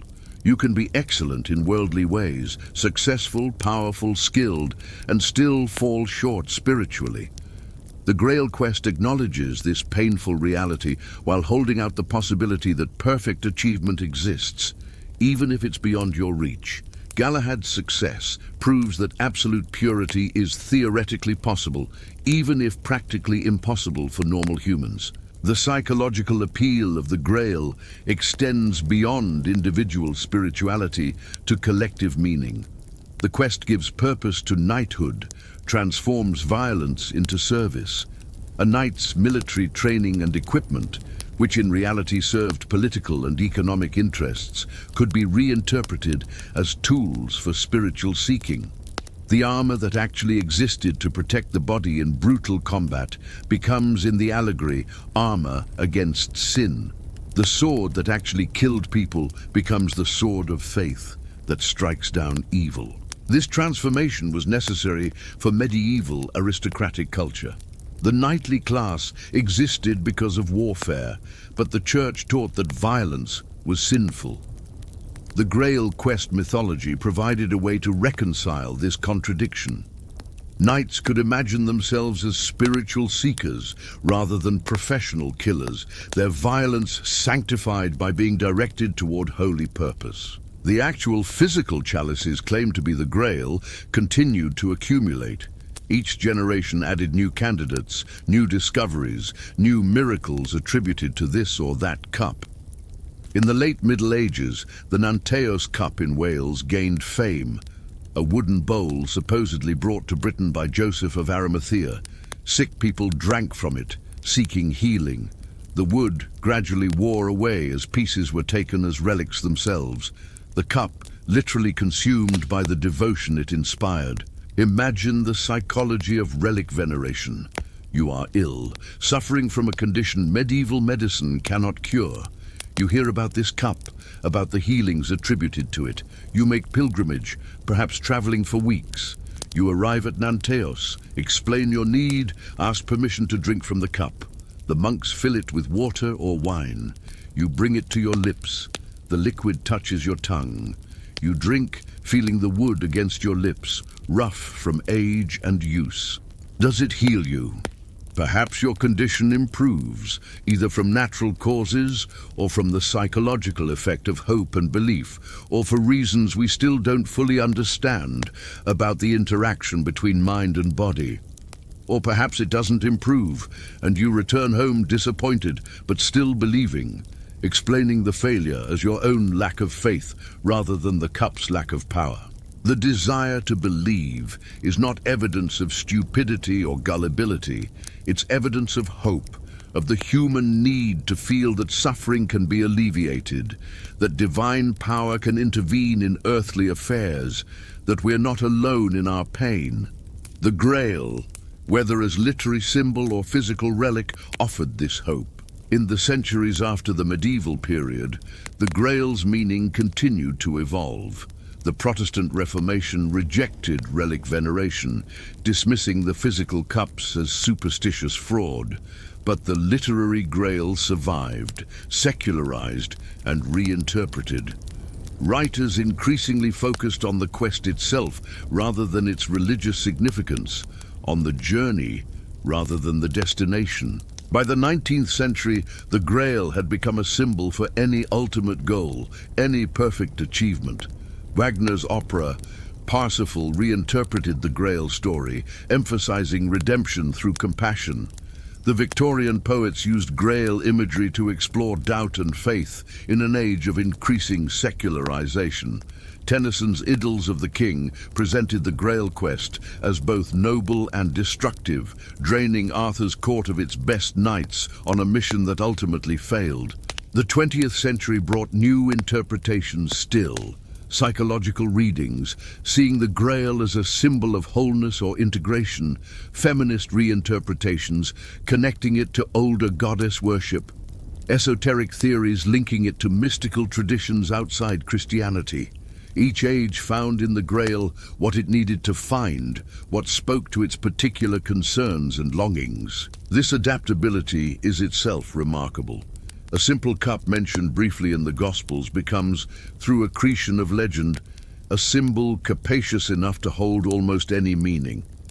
It can represent Christ's blood, the church, salvation, the divine feminine, psychological integration, the perfect society, unattainable perfection, or the quest for meaning itself. Imagine all the seekers across the centuries, medieval knights both literary and real, pilgrims traveling to claimed relic sites, scholars studying texts and traditions, artists creating works inspired by Grail imagery, ordinary people dreaming of finding or achieving something transcendent, all of them responding to the same basic human needs, for meaning, for purpose, for connection to something greater than themselves, for the possibility that there exists, somewhere, something worth everything. The Grail cannot be found because it was never lost. It was never a single object, but rather a collective symbol shaped by centuries of human longing and imagination. The cups displayed in various cathedrals may or may not be ancient, may or may not have been used at the Last Supper, but their historical authenticity is almost beside the point. What matters is what they represent. The human conviction that the sacred can be made tangible, that the divine can be touched, that there exists somewhere an object or an achievement that could make us whole.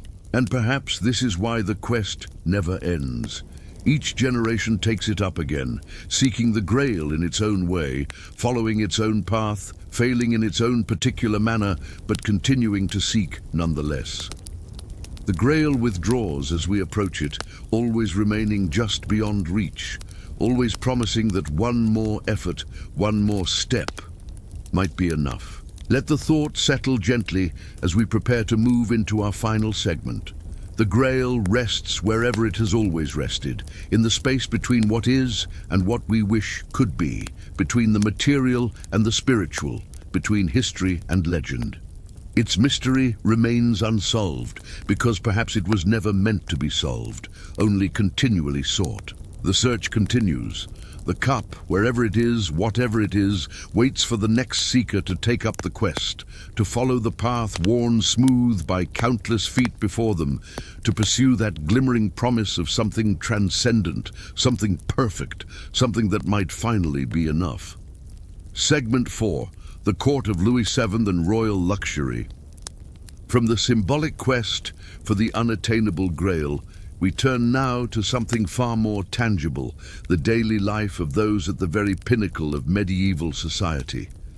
While knights struggled under the weight of their armor and pilgrims sought sacred relics, kings and queens lived in a world of extraordinary luxury, a realm so different from the harsh realities we explored earlier that it might as well have been a different universe entirely. Imagine yourself in the middle years of the 12th century, in the domains of Louis VII, King of France.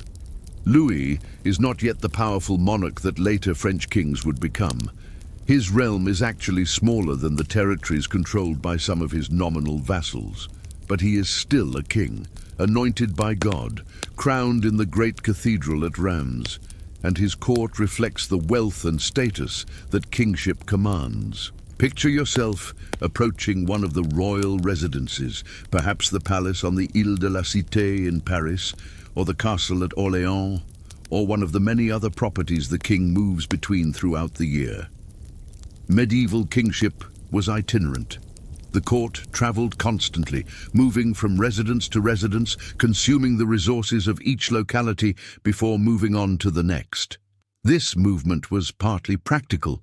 It was easier to bring the court to the food than to transport massive quantities of supplies, but it was also political, showing the king's presence throughout his realm, hearing petitions, dispensing justice, maintaining relationships with local nobles. As you enter the great hall of the palace, your senses are immediately engaged. The scale of the space is impressive. High ceilings supported by stone columns, walls hung with tapestries showing hunting scenes or biblical narratives. These tapestries serve practical purposes, providing insulation against cold stone walls, but they also demonstrate wealth. The finest tapestries come from Flanders and are astonishingly expensive, requiring months or years of skilled labor to produce. The floor beneath your feet might be covered with rushes and herbs, sweet woodruff, meadowsweet lavender, crushed by passing feet to release their fragrance. In the warmest months, these might be changed daily. In winter, they might be left longer, accumulating layers, the older ones composting beneath the fresh surface. The smell is not unpleasant, but distinctly organic, a mixture of herbs and humanity, so different from the clinical cleanliness you're accustomed to. Light streams through windows, some glazed with expensive glass, others simply shuttered. Glass is still relatively rare, a luxury item. The colored glass in church windows represents enormous investment. Even clear glass for palace windows is costly. Many openings remain simply as openings, covered with oiled cloth or wooden shutters that must be closed against weather, plunging the interior into dimness. But we are here during the day, and light fills the hall. Servants move through the space, attending to various tasks. The medieval palace is never empty, never quiet. It is constantly full of people, the royal family and their immediate attendants, nobles who have come to attend the court, petitioners seeking justice or favor, messengers arriving with news, servants of all kinds maintaining the complex household. Imagine yourself among these people, perhaps as a minor noble who has traveled to court to renew your oath of allegiance or to petition for some favor. You've been here for several days already, waiting for an audience with the king, attending the various activities that fill courtly days. The rhythm of life here is both luxurious and regimented, both leisurely and full of subtle pressures and complex social navigation. The morning begins with Mass. The court is deeply religious, and Louis VII himself is particularly pious. You file into the chapel with the other courtiers, finding a place among the standing congregation. Only the king and queen, and perhaps a few elderly or infirm nobles, have seats.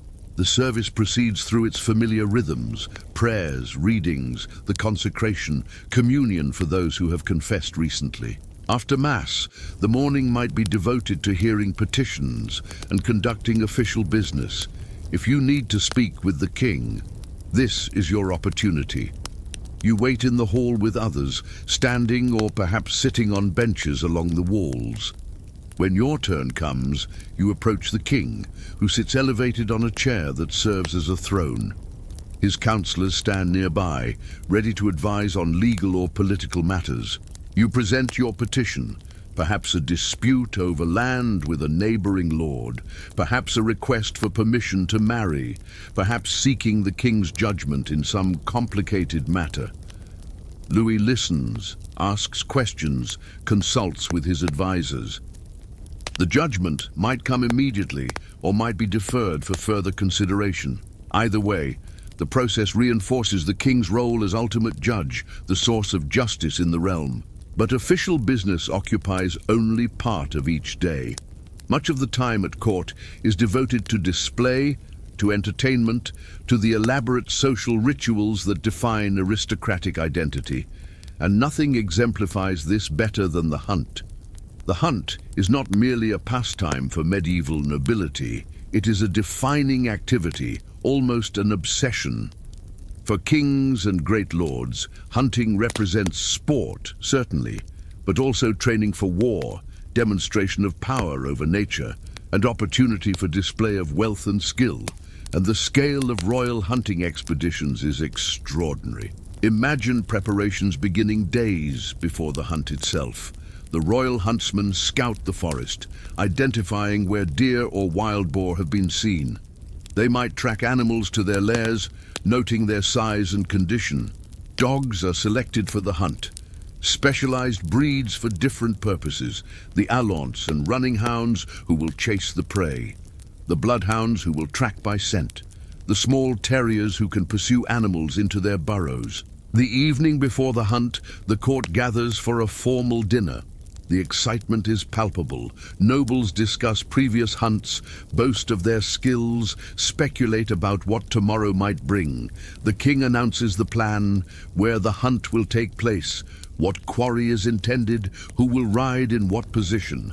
These assignments matter. Placement in the hunt reflects status and favor. You retire to your quarters, but sleep comes fitfully. The anticipation is too great. And besides, the quarters you've been assigned are not particularly comfortable. If you're fortunate, you have a small private room. More likely, you share space with several others. The bed might be nothing more than a straw mattress on a wooden platform. Privacy is minimal. Sounds carry through thin walls. Snoring, talking, other activities. Dawn comes early. Servants wake you, bringing water for washing and bread for breaking your fast. You dress in clothes appropriate for riding, wool tunic and hose, leather boots, a cloak against morning chill. You make your way to the courtyard, where horses are being prepared. The scene is one of controlled chaos. Dozens of horses stamping and snorting, their breath visible in the cool air. Grooms checking tack, adjusting stirrups. The hunting dogs arriving in groups, their handlers struggling to maintain control as the hounds strain against their leashes, eager to begin.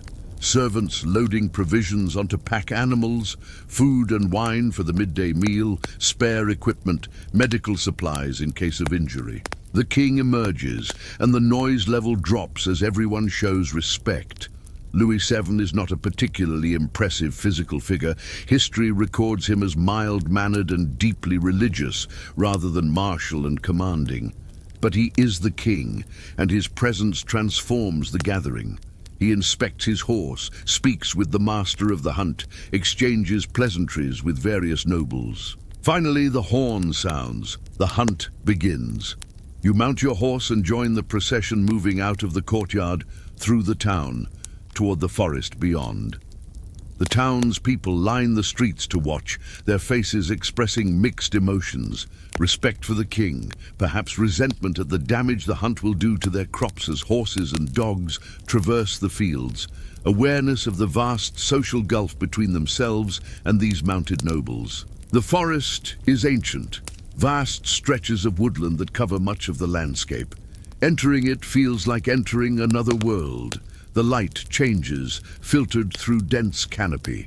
Sounds change, birdsong, rustling in the undergrowth, the creak of leather and jingle of harness as the hunting party moves deeper into the trees. The master of the hunt deploys his forces strategically. Groups of nobles are stationed at different locations around the intended hunting ground. Servants and junior hunters take positions to drive the game toward the nobles. The dogs are released in stages, their different roles carefully orchestrated. Now comes the waiting. You sit on your horse in your assigned position, listening. The forest is full of sounds, but you're listening for specific ones. The cry of the hounds signaling they've found scent. The horn calls that communicate between different parts of the hunting party. The sound of large animals crashing through undergrowth. Time passes. The sun rises higher, warming the morning. Your horse shifts beneath you, tossing its head. You can smell the forest, damp earth, growing things, the musty scent of fallen leaves. Your stomach growls. The morning bread seems distant. But you wait, because this is part of the hunt, this patience and anticipation. Then suddenly, sound erupts. Dogs baying urgently. A horn call. The quarry has been roused. More horn signals communicating direction of flight. Your pulse quickens. You gather your reins, preparing to ride. A stag bursts from cover, magnificent and terrified. Its antlers spread wide, a full rack indicating an adult male in his prime. Behind it, the hounds stream through the forest, their voices rising in excitement. You spur your horse forward, joining the chase. The chase is exhilarating and terrifying in equal measure. Riding at speed through forest is dangerous. Low branches that can sweep you from the saddle, hidden holes that can break a horse's leg, trees appearing suddenly in your path. Your horse navigates through instinct and training, but you must still guide it, make split-second decisions about which way to turn, which paths to follow. The stag is fast, desperate, driven by the terror of being hunted. It leaps obstacles you must ride around. It finds paths through dense undergrowth that mounted riders cannot follow.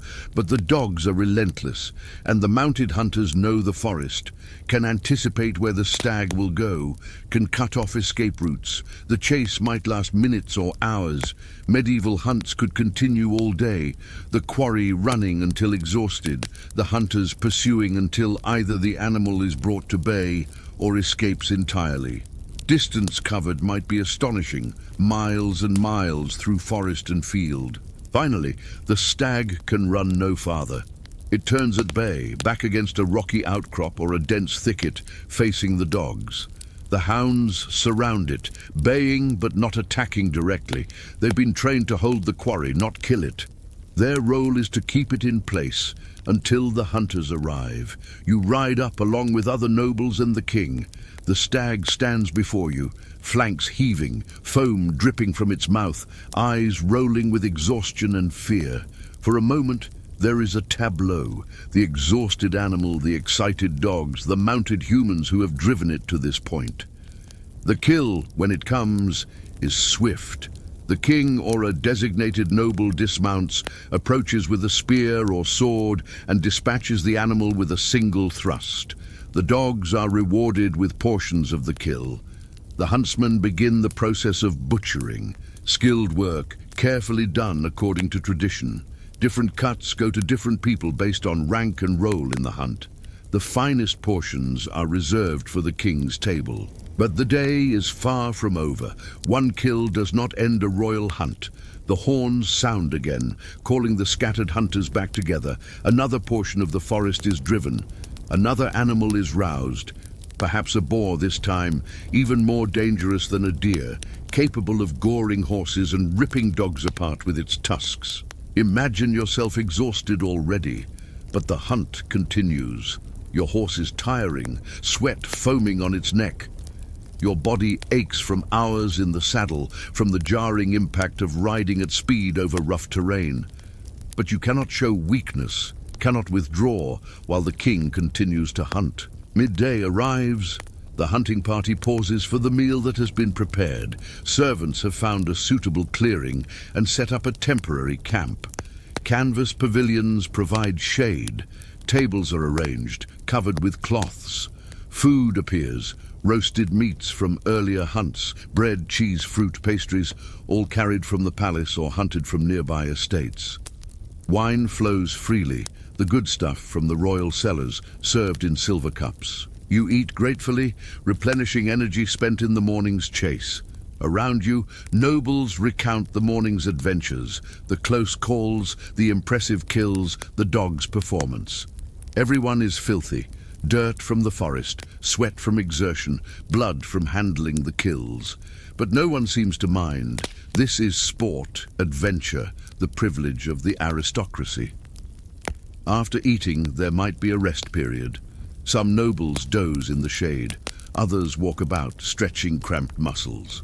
The dogs lie panting, recuperating. The horses graze or stand with their heads low, exhausted. Then the hunt resumes. The afternoon chase begins. More forest is driven, more animals are pursued. The pattern repeats, the rousing of game, the chase, the kill. By evening, when the sun is low and the light is failing, the hunting party finally turns back toward the palace, laden with the day's kills, exhausted and exhilarated. Returning to the palace, you discover that your exhaustion is no barrier to evening activities. The court does not rest. Dinner must be attended, a formal meal, elaborate and prolonged. You wash hurriedly, change into clean clothes, and make your way to the great hall. The evening meal at a royal court is spectacle as much as sustenance. Imagine yourself seated at one of the long tables, placement determined by rank, with the most important nobles seated near the king's table on its raised dais. The tables are set with linens, the finest the palace possesses. Plates are typically made of bread, thick trenchers that serve as both plate and eventually as food themselves, soaked with the juices of the meal. Servants begin bringing food, course after course, in a display designed to demonstrate the king's wealth and generosity. The medieval noble feast is not organized like modern meals, with distinct courses following logical progression. Instead, multiple dishes appear simultaneously, a variety that allows guests to choose according to their preferences. Imagine the first course arriving. Roasted meats dominate, the venison from today's hunt certainly, but also beef, pork, lamb, poultry of various kinds. Whole roasted peacocks, their feathers replaced after cooking to create stunning visual displays. Swans similarly dressed, their necks curved gracefully. Smaller birds, larks, thrushes, pigeons served in groups. Fish, both freshwater and saltwater, prepared in various ways, despite this not being a fast day when meat would be forbidden. The spices transform everything. Medieval European cuisine used spices with a lavishness that seems almost excessive to modern tastes. Pepper, cinnamon, ginger, cloves, nutmeg, cardamom, saffron, all imported at enormous expense from distant lands, all used generously to demonstrate wealth and sophistication. The result is food that tastes quite different from what you're accustomed to, sweet and savory combined, familiar ingredients made exotic by unfamiliar seasonings. Sauces accompany almost everything. Cameline sauce made with cinnamon and ginger, green sauce with herbs, mustard sauce, various fruit-based preparations. These sauces are heavily spiced, their flavors intense and complex. You dip pieces of meat into them, the trencher beneath gradually absorbing the liquids. Between the savory courses come subtleties, elaborate dishes that are as much art as food. Marzipan sculptures shaped like castles or animals. Jellies colored in multiple layers, wobbling translucently on silver platters. Pastries shaped into elaborate forms. These dishes demonstrate the skill of the palace cooks and the wealth that allows such frivolity. Wine flows constantly. Servants circulate with pitchers, refilling cups. The wine is good. French vineyards already produce excellent vintages, though the finest wines are still considered to come from the Mediterranean regions. The wine is typically diluted with water, except for those who want to get genuinely drunk, which many do as the evening progresses. Between courses, entertainment appears. Jugglers and acrobats perform feats of skill. Musicians play, stringed instruments, flutes, drums providing background music or focused performances. The sounds compete with conversation. the general noise level of hundreds of people eating and talking simultaneously. But the most valued entertainers are the troubadours, poet-musicians who perform songs of courtly love, epic tales, satirical verses about contemporary events. Imagine one approaching, perhaps Pierre de Blois, or another of the prominent poets of the era. He carries a lute or a vielle, a bowed string instrument. The hall quiets somewhat as he begins to perform. His voice is trained, capable of projecting over the ambient noise. The songs he performs are sophisticated compositions, poetry set to music, telling stories of knights and ladies, of love unrequited or tragically lost, of moral lessons and social commentary. The melodies are modal, different from the major and minor scales you're used to, giving the music a distinctive character, sometimes plaintive, sometimes martial, always memorable. The troubadour culture of the 12th century represents something unique in European history. These performers are not mere entertainers, but often nobles themselves, composing and performing as expression of courtly sophistication. They develop elaborate conventions, the language of courtly love with its paradoxes and stylized emotions. The lady is always beautiful, always worthy, always ultimately unattainable. The lover serves her with devotion that mirrors a knight's service to his lord. Between performances, conversation continues. You find yourself discussing the day's hunt with your neighbors, comparing your experiences, perhaps exaggerating slightly to make your own role seem more impressive. You discuss politics carefully, dangerous topics that require navigating complex loyalties and rivalries.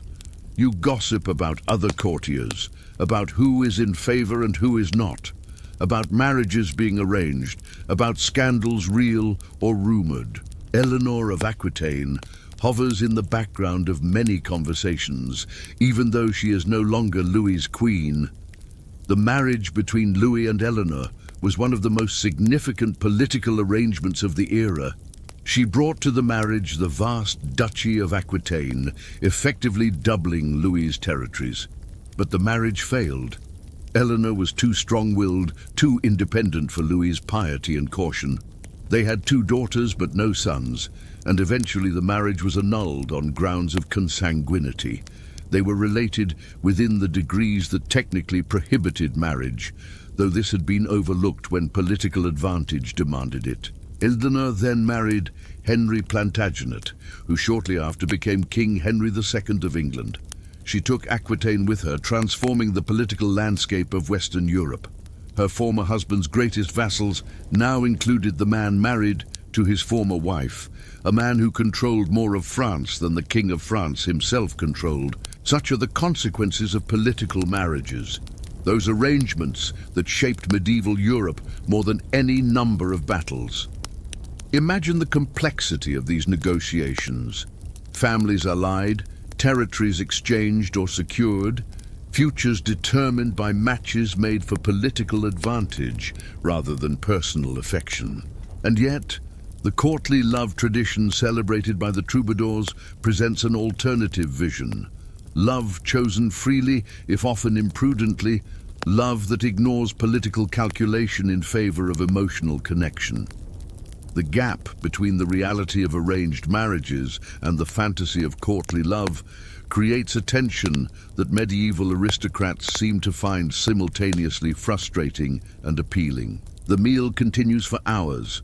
More courses appear, fruits, both fresh and preserved in honey or sugar, nuts, cheeses, wafers and candied spices served as digestives. Finally, as the evening grows late, people begin to excuse themselves, retiring to their quarters or to quieter spaces for continued conversation.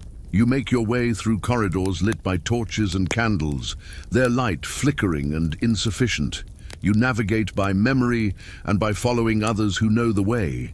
Behind closed doors you can hear sounds, conversation, laughter, other noises.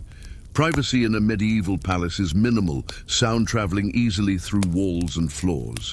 Your quarters, when you reach them, feel small and close after hours in the great hall. You undress, folding clothes carefully for wear tomorrow, They must last, and proper courtly attire is expensive. You lie down on your straw mattress, pulling blankets around yourself against the night chill. Despite your exhaustion, sleep is slow to come. Your mind replays the day, the hunt, the meal, the conversations, the thousand small social interactions that comprise life at court. Tomorrow will be similar. Mass in the morning, official business, or perhaps another hunt, elaborate meals, entertainment, the constant negotiation of status and favor. The days blur together, each one full yet somehow empty, luxurious yet exhausting, privileged yet confining. Because understand this, life at court, for all its luxury, is not freedom. You are here at the king's pleasure, dependent on his favor, constantly aware that missteps could result in loss of status, loss of lands, loss of everything. The luxury is real, certainly. The food, the entertainment, the material comforts far exceed what most people in medieval society could ever hope to experience. But it comes with a price. The need for constant vigilance, constant performance, constant awareness of your place in a complex hierarchy. And beneath the luxury, the fundamental realities of medieval life persist. Disease still strikes unpredictably. Wealth provides better food and housing, but no immunity to plague or fever. Childbirth remains dangerous for women of all classes. Injuries and accidents can kill or cripple regardless of status. The life expectancy, even for nobles, is shorter than what you're accustomed to. But for tonight, none of that matters. Tonight, you lie in a royal palace, your belly full of spiced meats and fine wine, your ears still carrying the echoes of troubadour songs. Tomorrow will bring new challenges, new opportunities, new games of status and favor to navigate. But tomorrow is not yet here. For now, there is only the darkness, the sound of breathing from others sharing your space, and the slow drift towards sleep. This was life at the pinnacle of medieval society, luxurious and limited, powerful and precarious, full of pleasures unavailable to most, but shadowed always by the uncertainties that defined the age. The contrast with the harsh realities of knightly warfare could not be more stark. While some bled on battlefields, others feasted in palaces. While some sought the Holy Grail in legendary quests, others pursued advantage in very worldly courts. Medieval society contained all of this, the brutal and the refined, the spiritual and the material, the desperate and the luxurious. Understanding it requires holding all these contradictions simultaneously, recognizing that the past was neither romantic fantasy nor unrelieved grimness, but rather complex, contradictory, and thoroughly human. And so we come to the end of our journey through medieval reality and legend. We began with the crushing weight of knighthood, the armor that protected and imprisoned, the violence that scarred bodies and minds. We traced the transformation of Arthur from possible historical figure to legendary king, seeing how each generation reshaped him according to their needs and dreams. We followed the Holy Grail from simple cup to ultimate symbol of spiritual questing. And we've witnessed the extraordinary luxury of royal courts, the feasts and hunts and elaborate rituals that defined aristocratic identity. What connects all these disparate elements? Perhaps it is the gap between ideal and reality, between what medieval people aspired to be and what they actually were. The chivalric ideal painted knights as noble warriors, serving honor and justice. The reality was men struggling under mental weight, terrified and traumatized by violence, often financially ruined by their obligations. The Arthurian legends presented a perfect king and perfect fellowship.